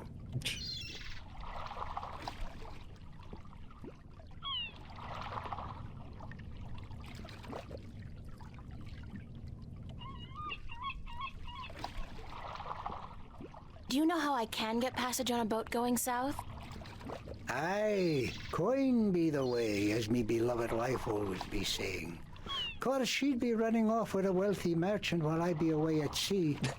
Women, never trusted one I didn't pay for again. I don't have much coin at all. And I be at a loss, as do ye, unless... Unless what? I need coin to travel in a boat unless... what? Unless I be calling in a favor with the good Captain Horatio Nebave, who be traveling to Guyane as soon as the wind be picking up. What kind of favor? Oh, he be owing me from back when I was his captain. Would you cash in your favor with Nebave if I got your bird back? Aye, I be promising anything to get me friend back. It be a deal.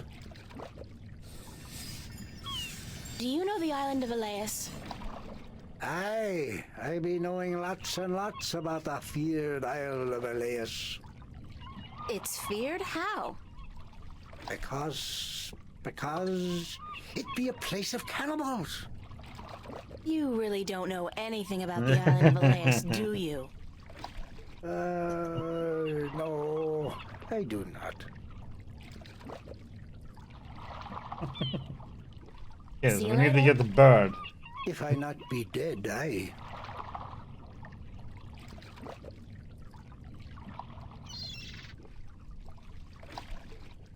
We need to get the birdie.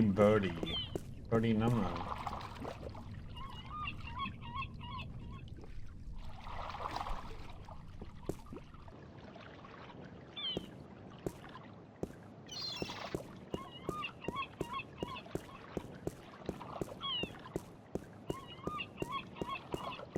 Blue fire. It's either propane or magic. I'm guessing the latter.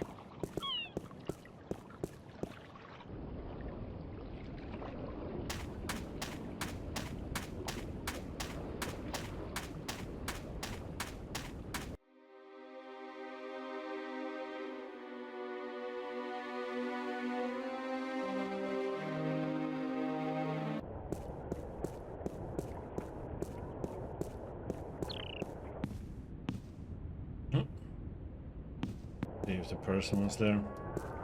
Maybe that we need to deliver the map for.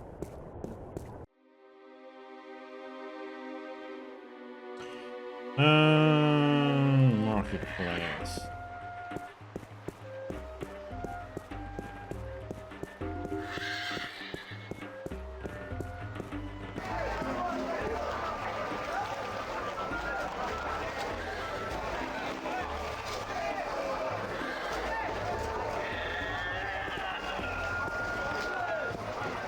So we need to do something here then with the game.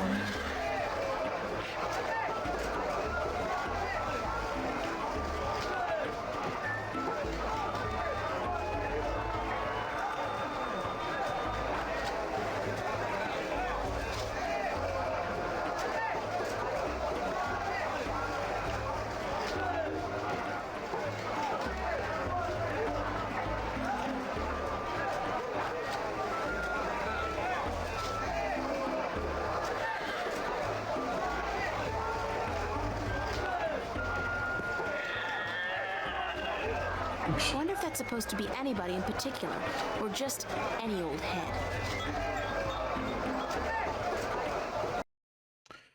Let's save. Because I assume it's going to take a few attempts to do this down top.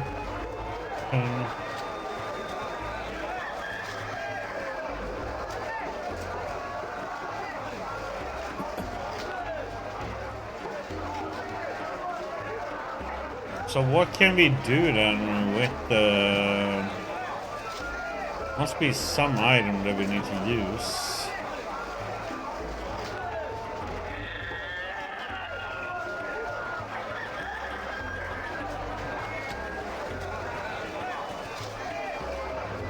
When we do this.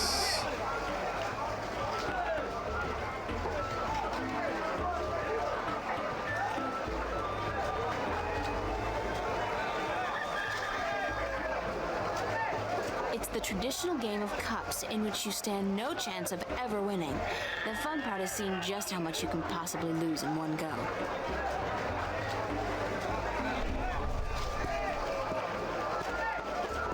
How about a game of cups today?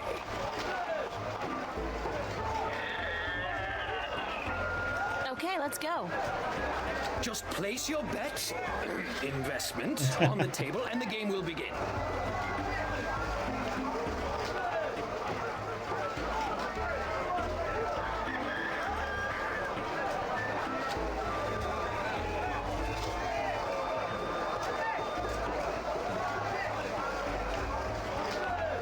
Here's my coin. Now, how do I play?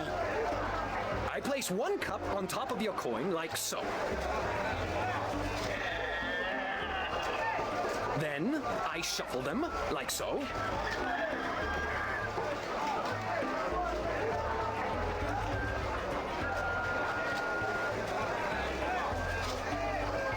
Now, you guess which cup hides your coin.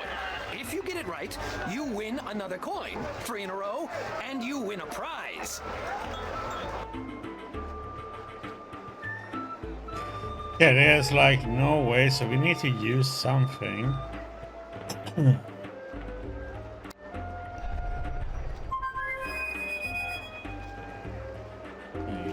shit.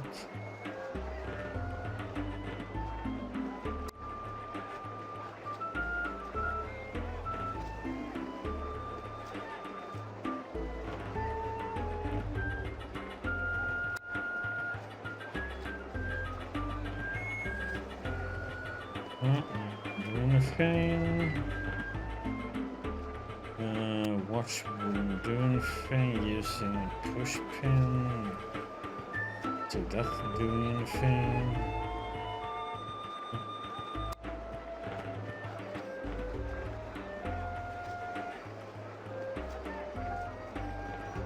The screwdriver we are supposed to be using.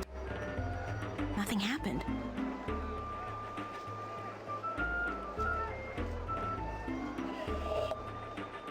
Hey, that cup moved. Nothing happened. It's this one, for sure. That's correct, but that's... You used magic, didn't you? You used your magic wand.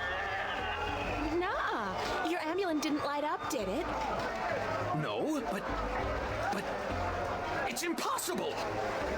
Because you use magic yourself? Because nobody's supposed to ever win your game? They have a name for people like you, sir. Con artist. What? I'm outraged! I'm outraged! Whatever. I want my prize. Prize? You don't get a prize for winning once. Especially when you're cheating. You cheat. You want me to call the city guard? I demand a prize. Oh, by the gods of gambling. Here, take this and leave me be.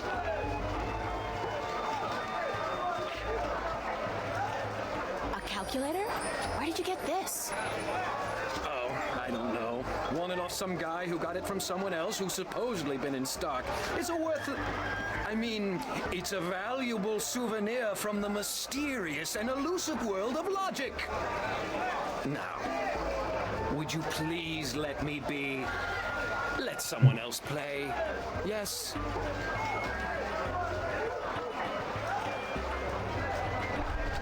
I'm not talking to you, you cheat.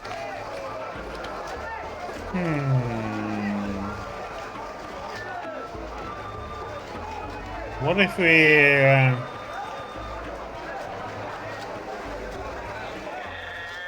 Strangely enough, it's an old-fashioned calculator, like the ones they used back in, like, the Elizabethan times. Hey, what if we trade this one for... I'll make a trade with you. My magic wand for one of your prizes, and then I'll leave your game alone. What's the catch? No catch. You get a magic wand, and I get one of your exotic prizes. All right. Fair enough. Which prize would you like? The talking bird. That scraggly heap of... A fantastic choice, young lady. Hold on a second and I'll get him for you. A fantastic choice, and I really, really mean that. Sure you do.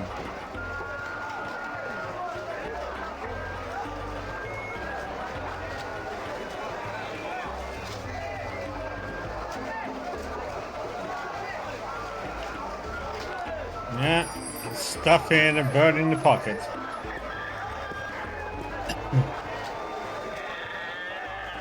So, you're a bird, huh? Yeah. Wait a second. Did the old man send you to get me? I guess he did. My name's April. Oh, God, is there no escape? I mean, not that I like being cooped up in a cage for gamblers to gawk at and children to spit at all day, but give me a break. It's better than being locked away in a stinking chest. Thanks a whole bunch for rescuing me, April. You're welcome. No, hey, that's not what I meant. I was being sarcastic. Do you know what sarcastic means? Speak all tongue? Yes, No, actually, I don't. I speak English. English? English? I don't know where you're from, lady, but you're weird. Okay, so let me go already, all right? Enough with the I'm human so I can boss the bird around shtick. We're all impressed. Sorry, I promised the old man I'd win you back. I need a favor from him badly. Yeah? So what's so important you'd sacrifice a bird's happiness and well-being? The fate of 2 worlds, billions of people, and the balance. Yeah? So, no, forget it. So were you always just Bird?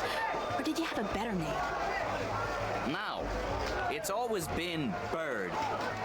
My full name is That Damn Bird.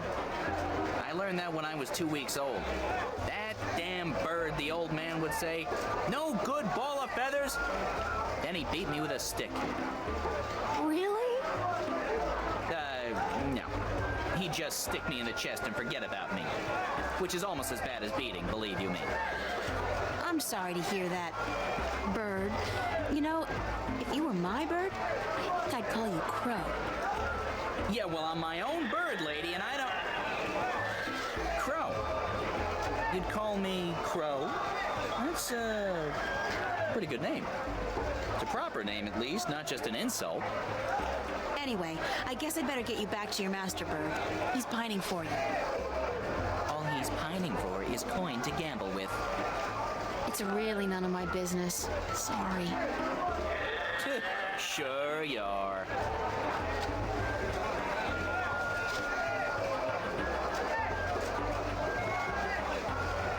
Okay.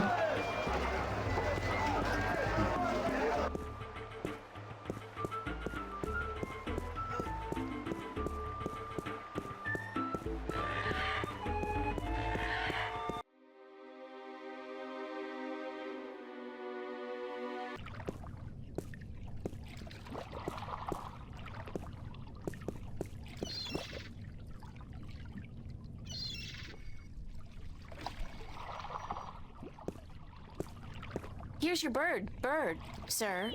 It wasn't easy, but I got him back. I sure hope you're grateful.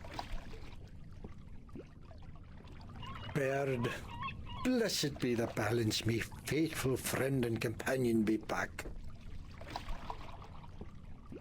No, not back in the chest, not in the chest!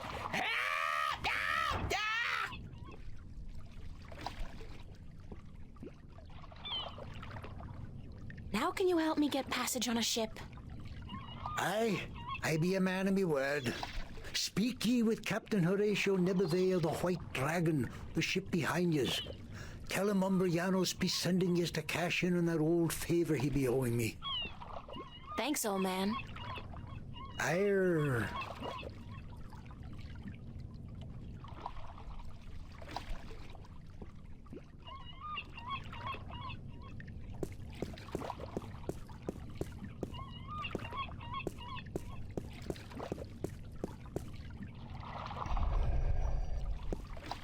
How are you today, then?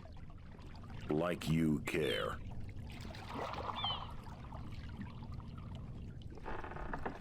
You know old Umbrianos, don't you? The old drunk? Aye, he be a good captain once. But ever since he lost his ship, he hasn't been much worth to anyone. Be that as it may, you do owe him a favor, right? Aye, that I do. He saved my life more than once. And I wouldn't be captain of this beautiful lady if it weren't for him. Guess what? I'm here to cash in on that favor. I'll be damned. What did you do for the old geezer? Promise him your hand in marriage? Don't you mind that, old boy. Just get ready to sail south. You're giving me a lift to the island of Elias. I mean, since you're already heading for Gien. I am? That could prove a little tricky. How come? For one, there is no wind. That accursed alchemist up north has put some kind of spell on the wind. Clax, I believe his name is, Roper Clax. Lives in a bloody rock somewhere beyond Riverwood. As long as he's got his dirty claws on the wind, this vessel ain't going nowhere. Then there's a little problem with my crew. I can't very well leave the harbor without a navigator, and my last one decided he didn't much care for the sea anymore and went off to marry a serving maid. But, okay. Let's say I manage to free the wind and find you a new navigator. Then will you drop me off on Elias? You think you will be able to defeat Clax, free the wind, and find me a new navigator? By Jaw's pus-filled left eye, if you do such a trick, then I'll take you wherever you wish to go. Most likely they'll be holding your funeral within the week, girl. Just leave the madman be and let the army deal with him. Never you mind. As long as you keep your promise and take me to Elias. What's with Elias, anyhow? It's been deserted for hundreds of years, ever since the Dolmari fell victim to the Great Plague. I need to visit the Elation people, to listen to some of their stories. As if there aren't enough stories here. Huh. It takes all sorts, that be for sure. Okay. We have a little bit of work to do.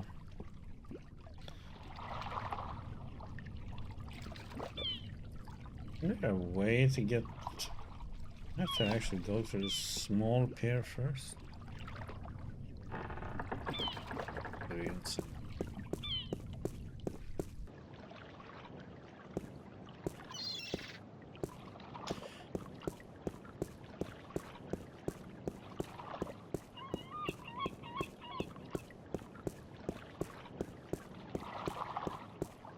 Hoping I wouldn't have to run this other part here before getting to the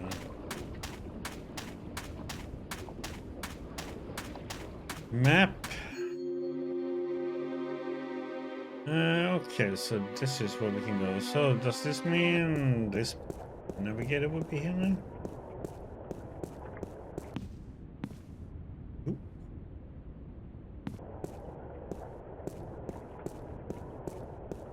Guess we need to do the journey up here first.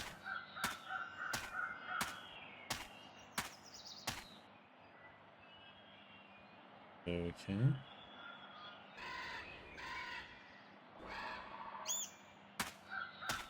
It's some kind of cattle, but not the kind of cattle they breed in Kansas. Yeah, we're not in Kansas anymore. It's a small barn. It's a farmhouse. It's a storehouse on pillars.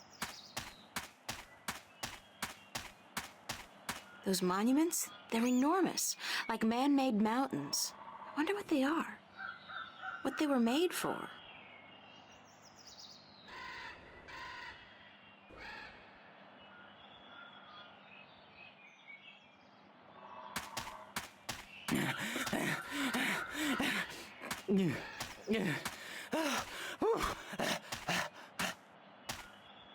Artie!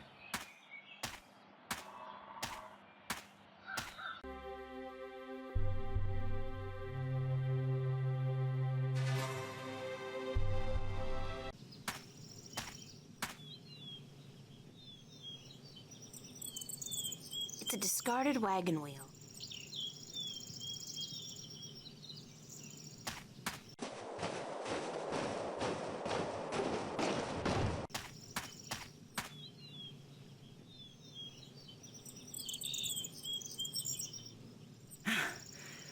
Do you always travel like you got a two-headed Besparian nymphate on your tail? I couldn't keep up half the time. Crow, is that you?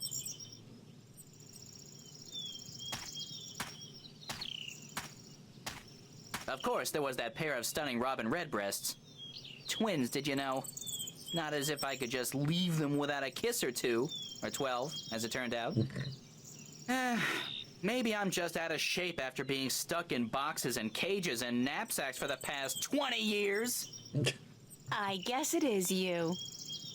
Of course it's me! How many birds do you know with both good looks and a sense of humor?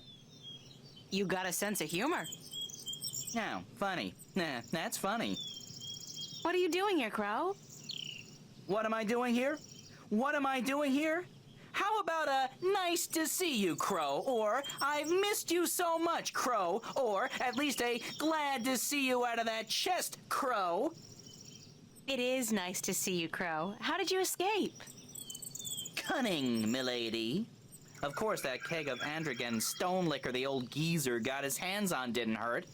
I've never seen such a shameful display of public drunkenness in my life. Well, not since the last time I had a thimble full of wine. Phew, boy, were those ladies in for a surprise.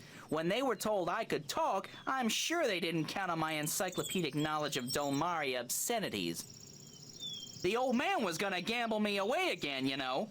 Went straight back to the cups handler after the, celebration. So, I decided to split before they put me back in the cage.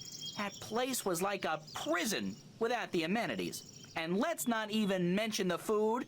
Did you ever try roasted elguan dung? Ugh, pooey, don't ever. So, I pecked a button here and some soft tissue there and fled. I had nowhere else to fly, so I decided to join you on your, quest. It sounded like a spot of good old-fashioned fun. Like a Bird's Own adventure. It's not as if I came after you because I like you, though. You don't have any feathers. Thank God for that. Okay, if you want to join me, I wouldn't mind some company. I'm guessing you'll be using your wings, though, and not your feet? The ground's no place for a free spirit like myself, baby. Besides, I hear there are a lot of good-looking birds in this forest, and let me tell you, they don't parade about on the ground like winged chickens. Just try to slow down once in a while. Let me catch up. Sure. But how do I get your attention if I need to talk to you? Can you whistle? Like this? Sorry. But wait a second, I got a little flute. I could use it to call you. I'm not a sheepdog. Let's get that straight. You play your tune, and I'll consider your request. I won't be flapping to attention like a tame soldier hawk. Deal. We better get moving, though. It's getting late. Aye, aye, Captain. I'll try to keep an eye out ahead in case there's trouble.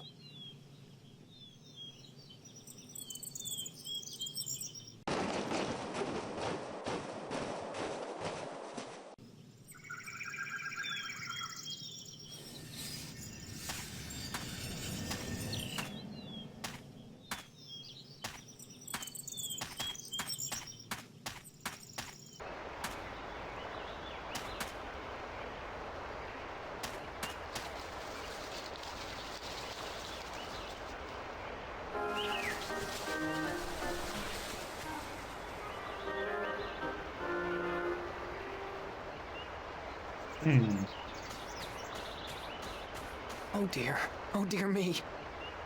Please, human, don't kill me and skin me. I haven't even sung to the soil yet. Don't worry, I'm not going to kill you or skin you. Oh my, that is good news. Very good indeed. Who are you? My name's April. What's yours? In my language, it's Bandu Umana Banta Au Rubana Bitana Benort. It means the little one who tries hard to live up to his father who sings to the soil. That's a mouthful. So, what do I call you? Well, You can one call heck me of a Ben name. Bandu, the sad little one. Banda is the name of my people. We are the little ones. Aren't your people called the Mole People? That's what the city dwellers and farmers call us. They say it with sharp tongue. Moles. Dirt diggers. They don't like us very much. Our given name is Banda, the little ones. Or the Banda Banta, the little ones who sing to the soil.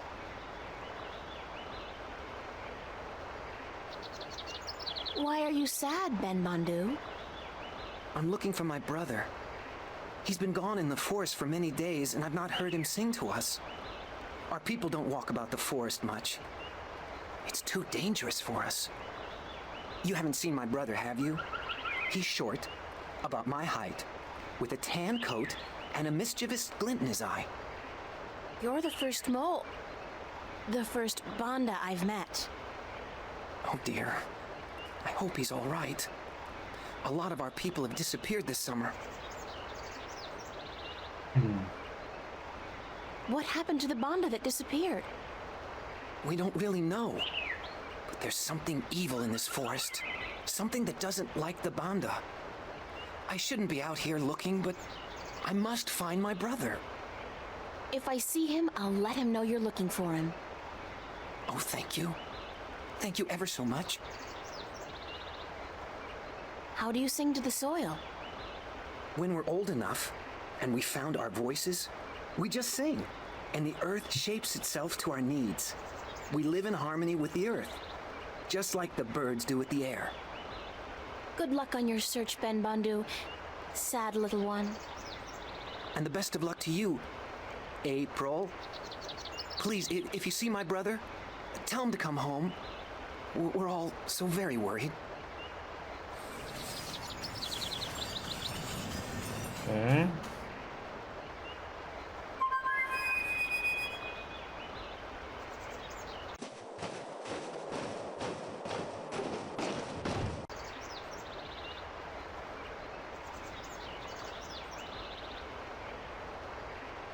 Hey, Crow, would you mind doing me a favor?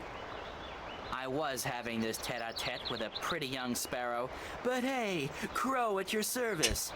Did you say favor? Oh, sure thing, unless it's something extremely... No, make that even remotely dangerous. I don't like dangerous. Not at all. Just scout out the forest from your vantage point. See if you can find Ben Bandu's brother. Ben who? The mole I just met. I thought you were supposed to be watching me. Didn't you pay attention? No. Mole, you said. They're savages, the lot of them. You eat birds, even. Crow, I eat birds. You probably do, too. Yeah, I love a roasted duckling and a tangy orange. Oh, well, yeah, I see your point. Looking for a lost mole, then, are we? Yeah, and they're called the Banda. I never got into that whole PC thing. It's not Tyrox, it's the tyrant. Don't say chicks, say birds. Don't say birds, say women. I don't know. It's all a little too complicated for a simple man of the air like myself. Just go look for the lost Bandu, okay? Yes, ma'am.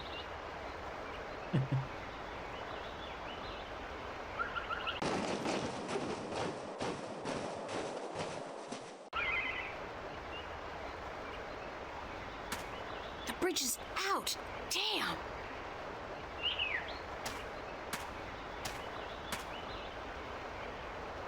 The road continues on the other side. I really need to cross this gorge.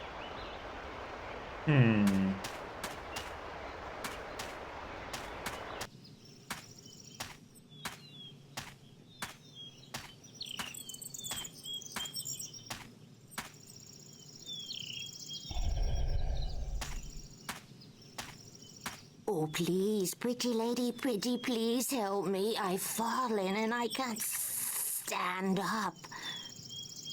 What happened to you? Oh, I was out picking bones.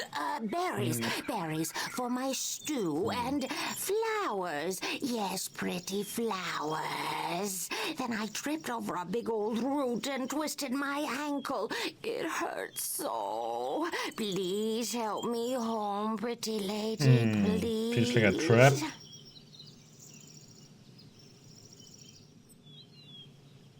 Where do you live?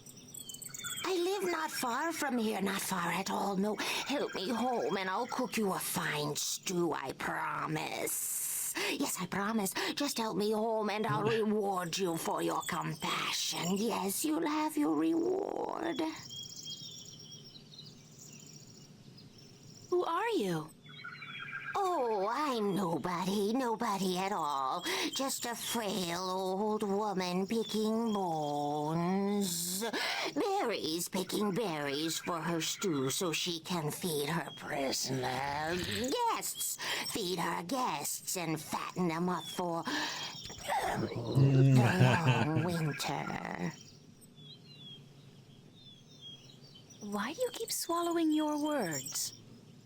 Because I'm just a frail old forgetful woman, yes. All right, I'll help you home. Oh, yes. Thanks, plump little treasure. Nice, pretty girl, thanks.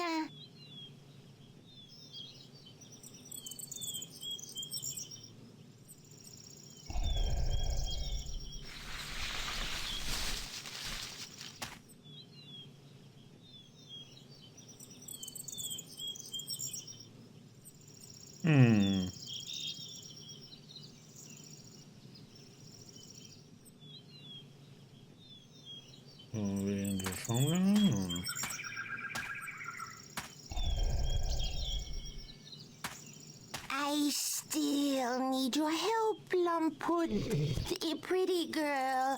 I can't walk all the way home by myself, you see. Help me home and I'll cook you a good, thick, creamy stew. Yum, I'm getting hungry myself. Let's go. Lead the way, ma'am. Yes, let's go. Come on, just follow me, my sweet treat.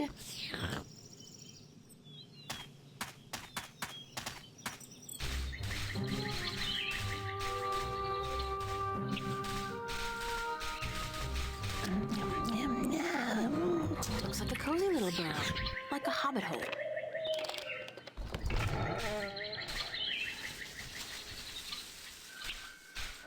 They look cancerous, and I'd rather not touch them.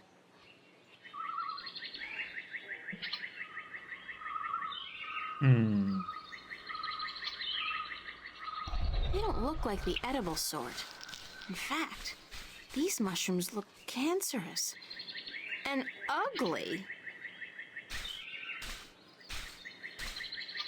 Come in, honored guest. I'll just check on my stuffing.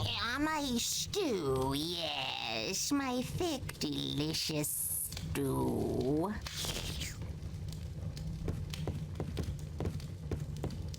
Oh dear, what have we here?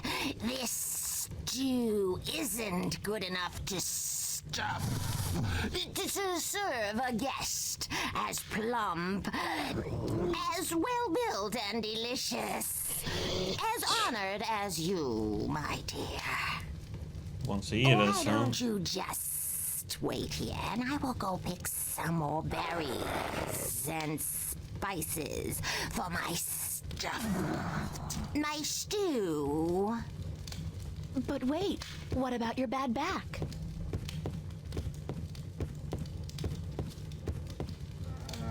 What a strange... what a strange woman.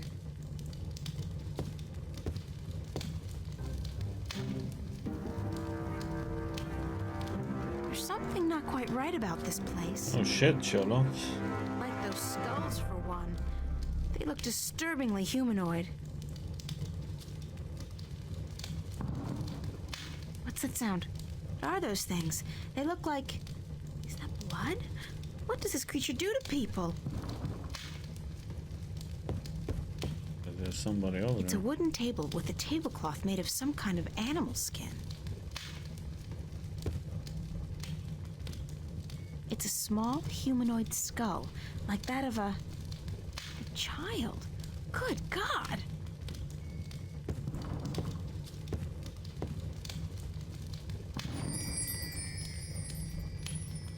Grotesque decor. I'd rather not examine them too closely. Looks like a solid piece of furniture. It's got a chain tied around it. There's that strange knocking sound again.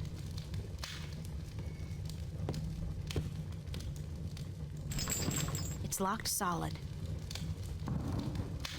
What was that? It sounds like somebody's trapped inside the cabinet. Anybody in there? Oh, please, let me out!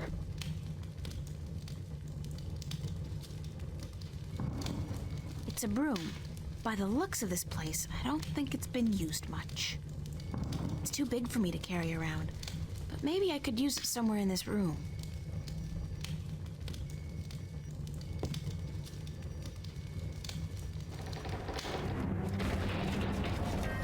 Oh, dear me.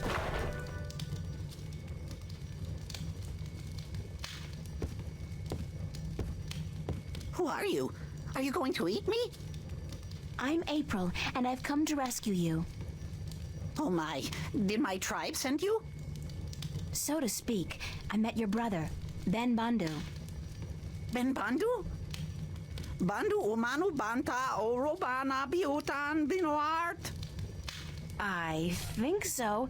He said to call him Ben Bandu. Because he was sad for me? He will be so glad to find that you've rescued me then. Yeah. There could be a tiny little problem with that. The Gribbler captured you too? I guess whatever the Gribbler is, did capture me. That took me by surprise since I did come here willingly. That's how she works, the Gribbler. She tricks Banda and humans to come here to her house, and then she cooks them and eats them. Friendly old lady, she's not. What's your name?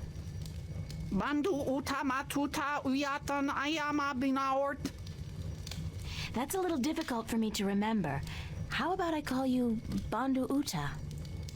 Oh my, yes, that would be fine. We have long names, us Banda, as long as our tunnels. You can tell me more about your people later. Right now we need to find a way out of here.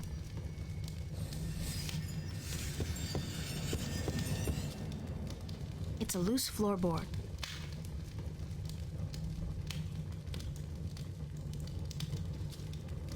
Nothing really to...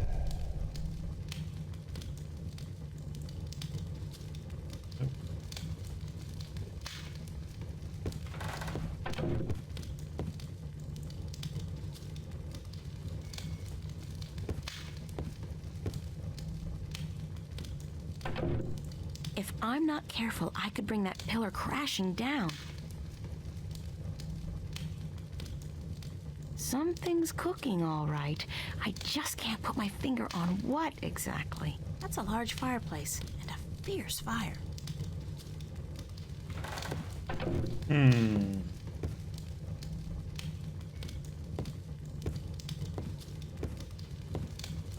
It's a window, but it's too small for me to squeeze through. I can't climb up there. Besides, I'm too big to fit through that tiny window.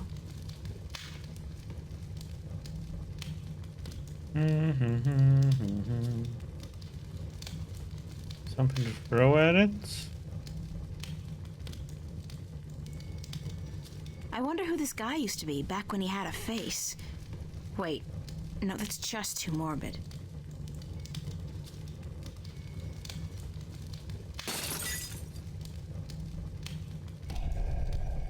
Oh dear, whatever shall we do?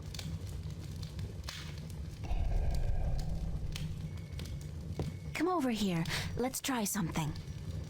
Oh dear me. What are you going to do? I'm gonna get you out of here. Hold on.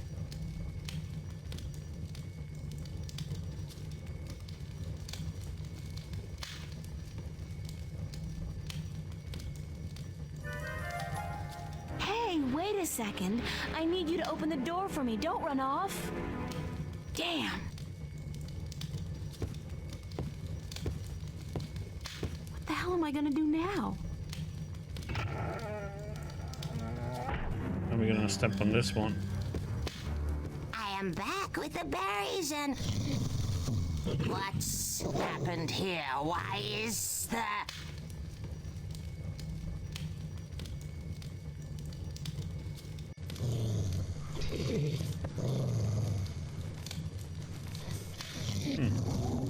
Lovely looking lady.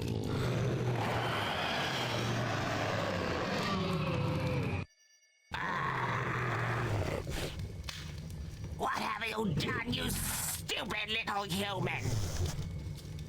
I just saved an innocent person from being your dinner, Gribbler, so there! So, you think you could come into my house and set my dinner free and get away with it? Well, I will get away with it, because soon a lot of people, armed people, will come to get me and to kill you, so you'd better run away while you still have a chance. I guess you will be my dinner tonight, then. And I had hoped to save you for tomorrow. Oh, come on, Gribbler. You can't honestly think you can eat... Step aside. I know karate. Beat it. Get out of here. Oh, shit.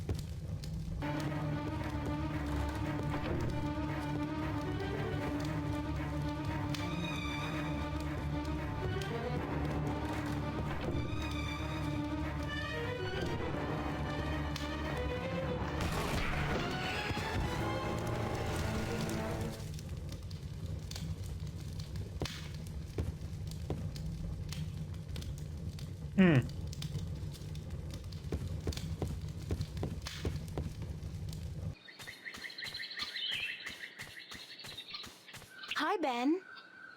Oh dear, where's the monster? She vanished like smoke up a chimney.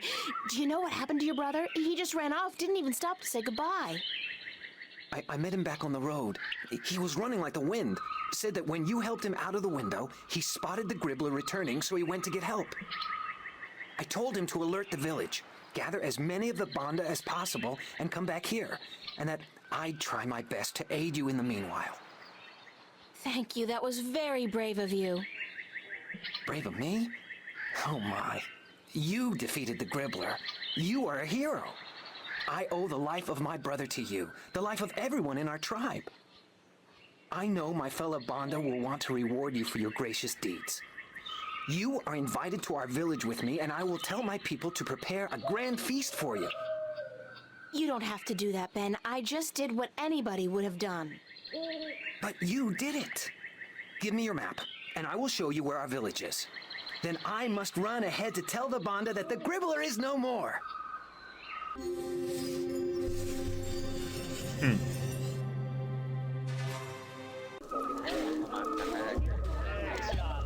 April!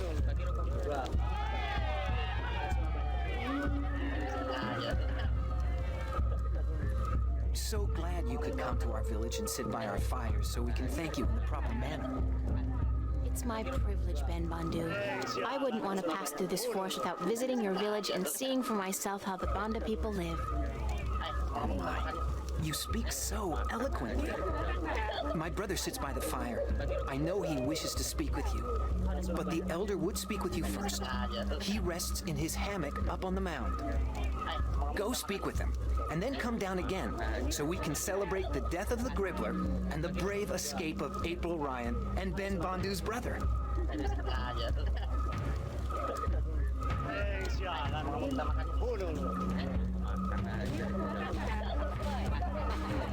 They got a nice bonfire going.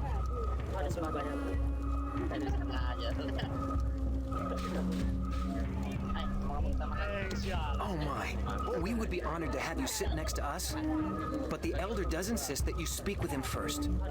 He would like to thank you in person. It's Crow. When did he get here? Blowing. I should speak with the elder first. I don't want to seem disrespectful.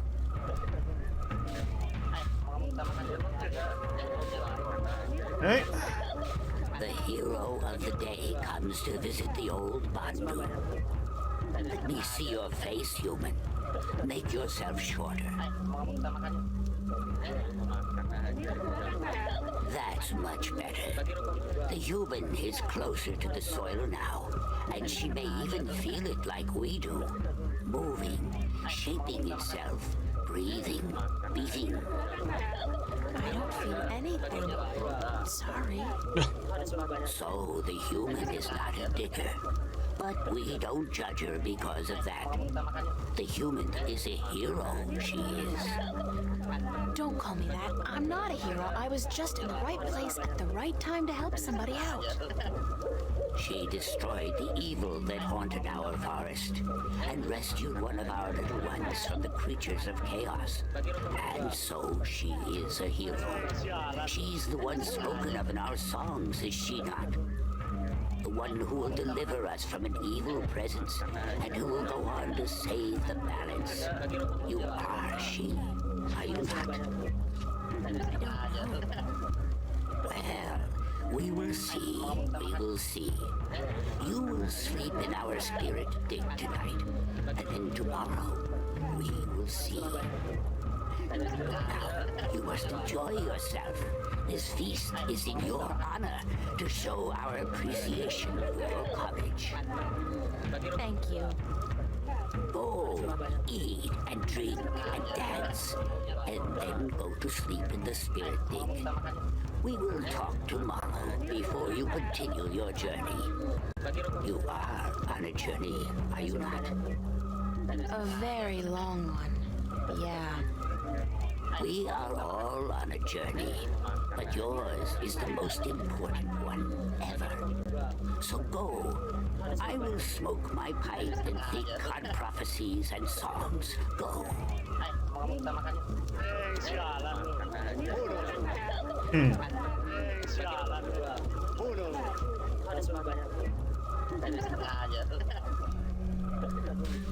Crow? Oh, hey, I was, wondering what happened to you. What happened to you? I thought you were supposed to help out in the search. I could have used some assistance this afternoon.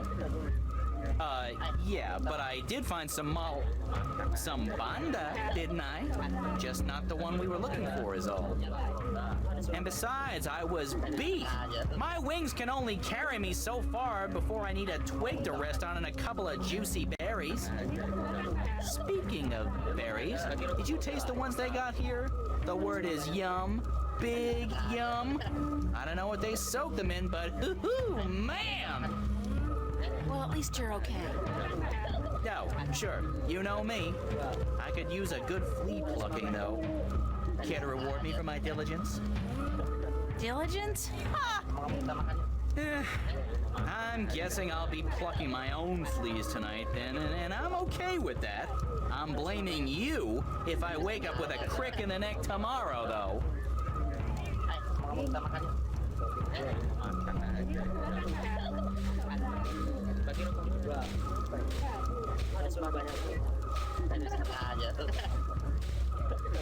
Oh dear, it's April. Sit down.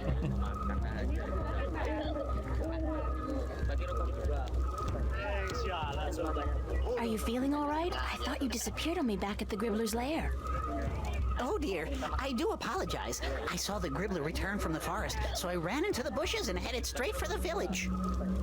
I was going to get help, you understand, but then I bumped into my brother, and I told him what was happening.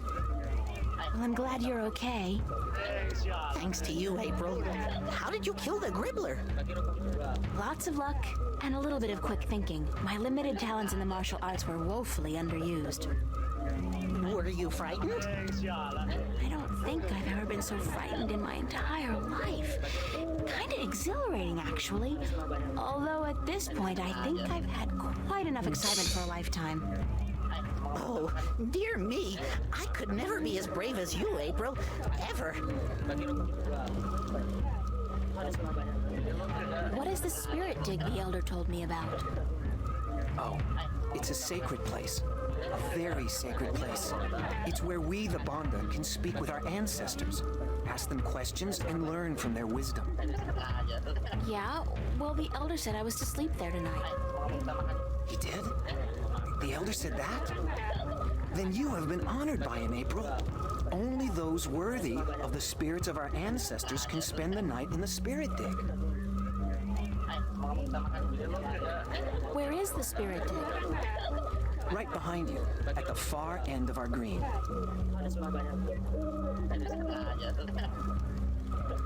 Enjoy the party, guys. Oh, but it's in your honor, April. You must enjoy it yourself, too.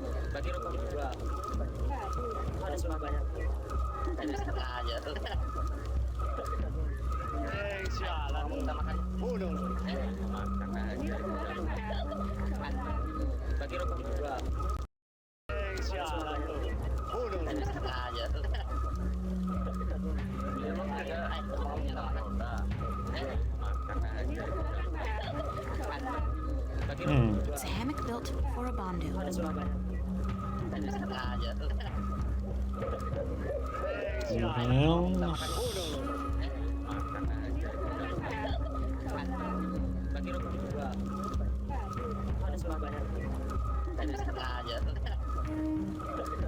It's too dark.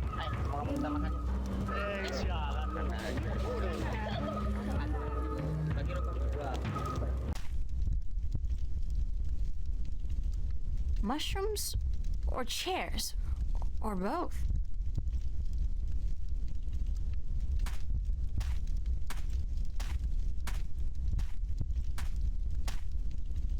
There are tunnels extending down into the earth behind the screen.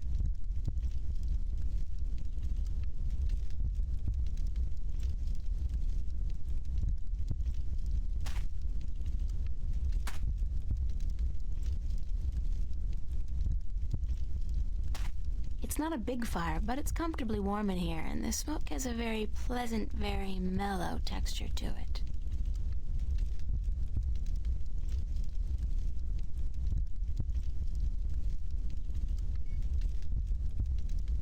I'll just lie down for a few. No, screw that. I'm getting a good night's sleep. That's what I'm doing. I've never been this tired in my life.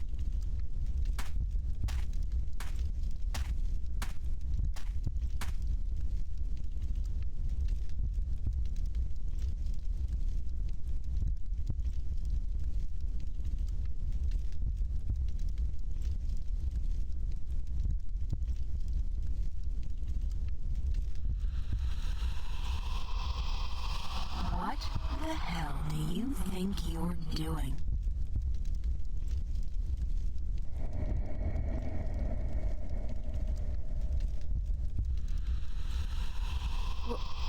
What? What are you doing here, you arrogant bitch? You don't think you can really save the world, do you? Who are you? Don't tell me you don't recognize me, April Ryan.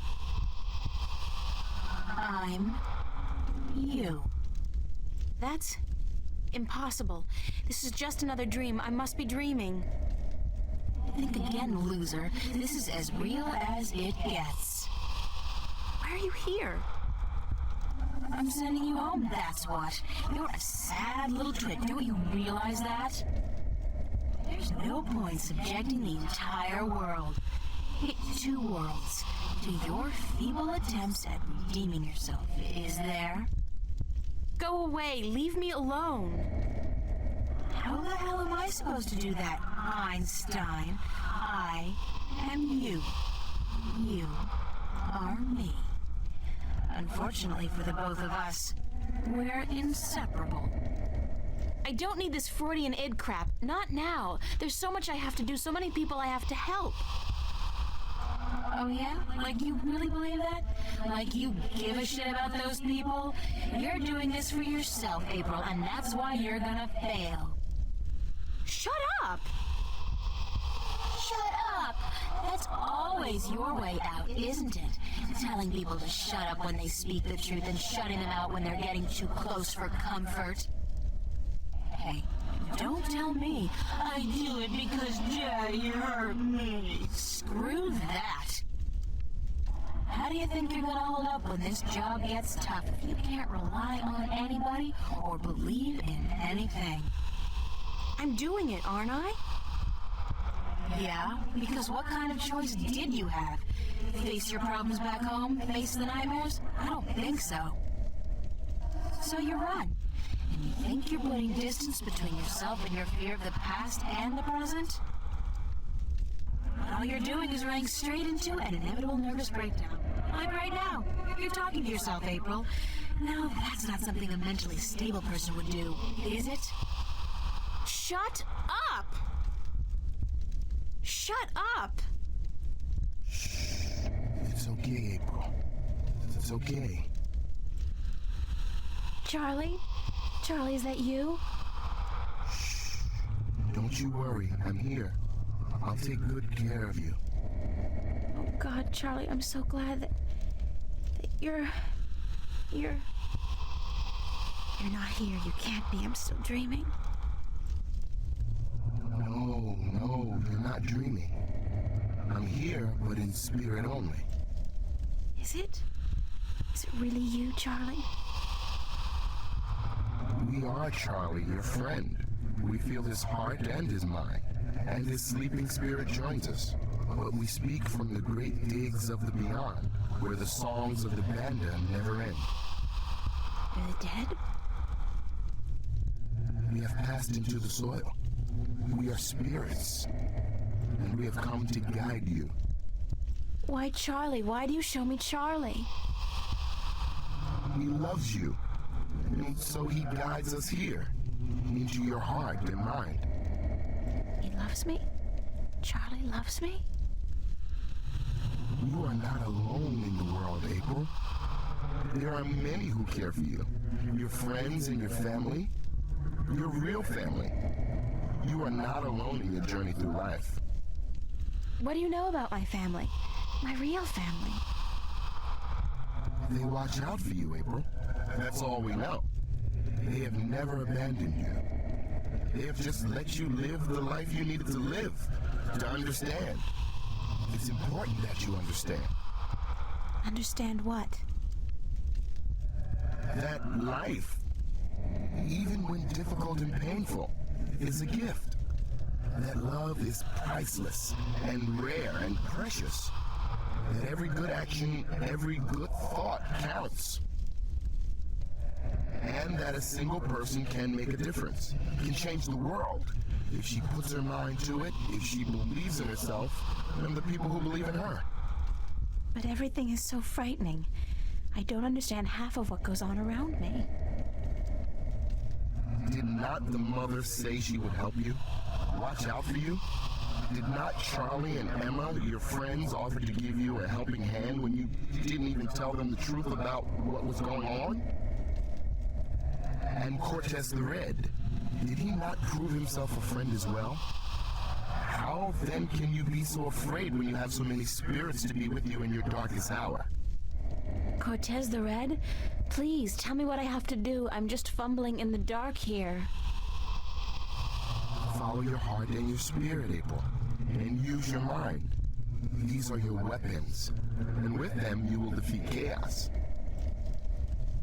When you wake, tell the elder that you've had a bakbar, that you've spoken with the band of spirits, and that your name amongst our people is now April Bandu and Bata, April Digger who will seek and find. Oh, don't go. Please don't go.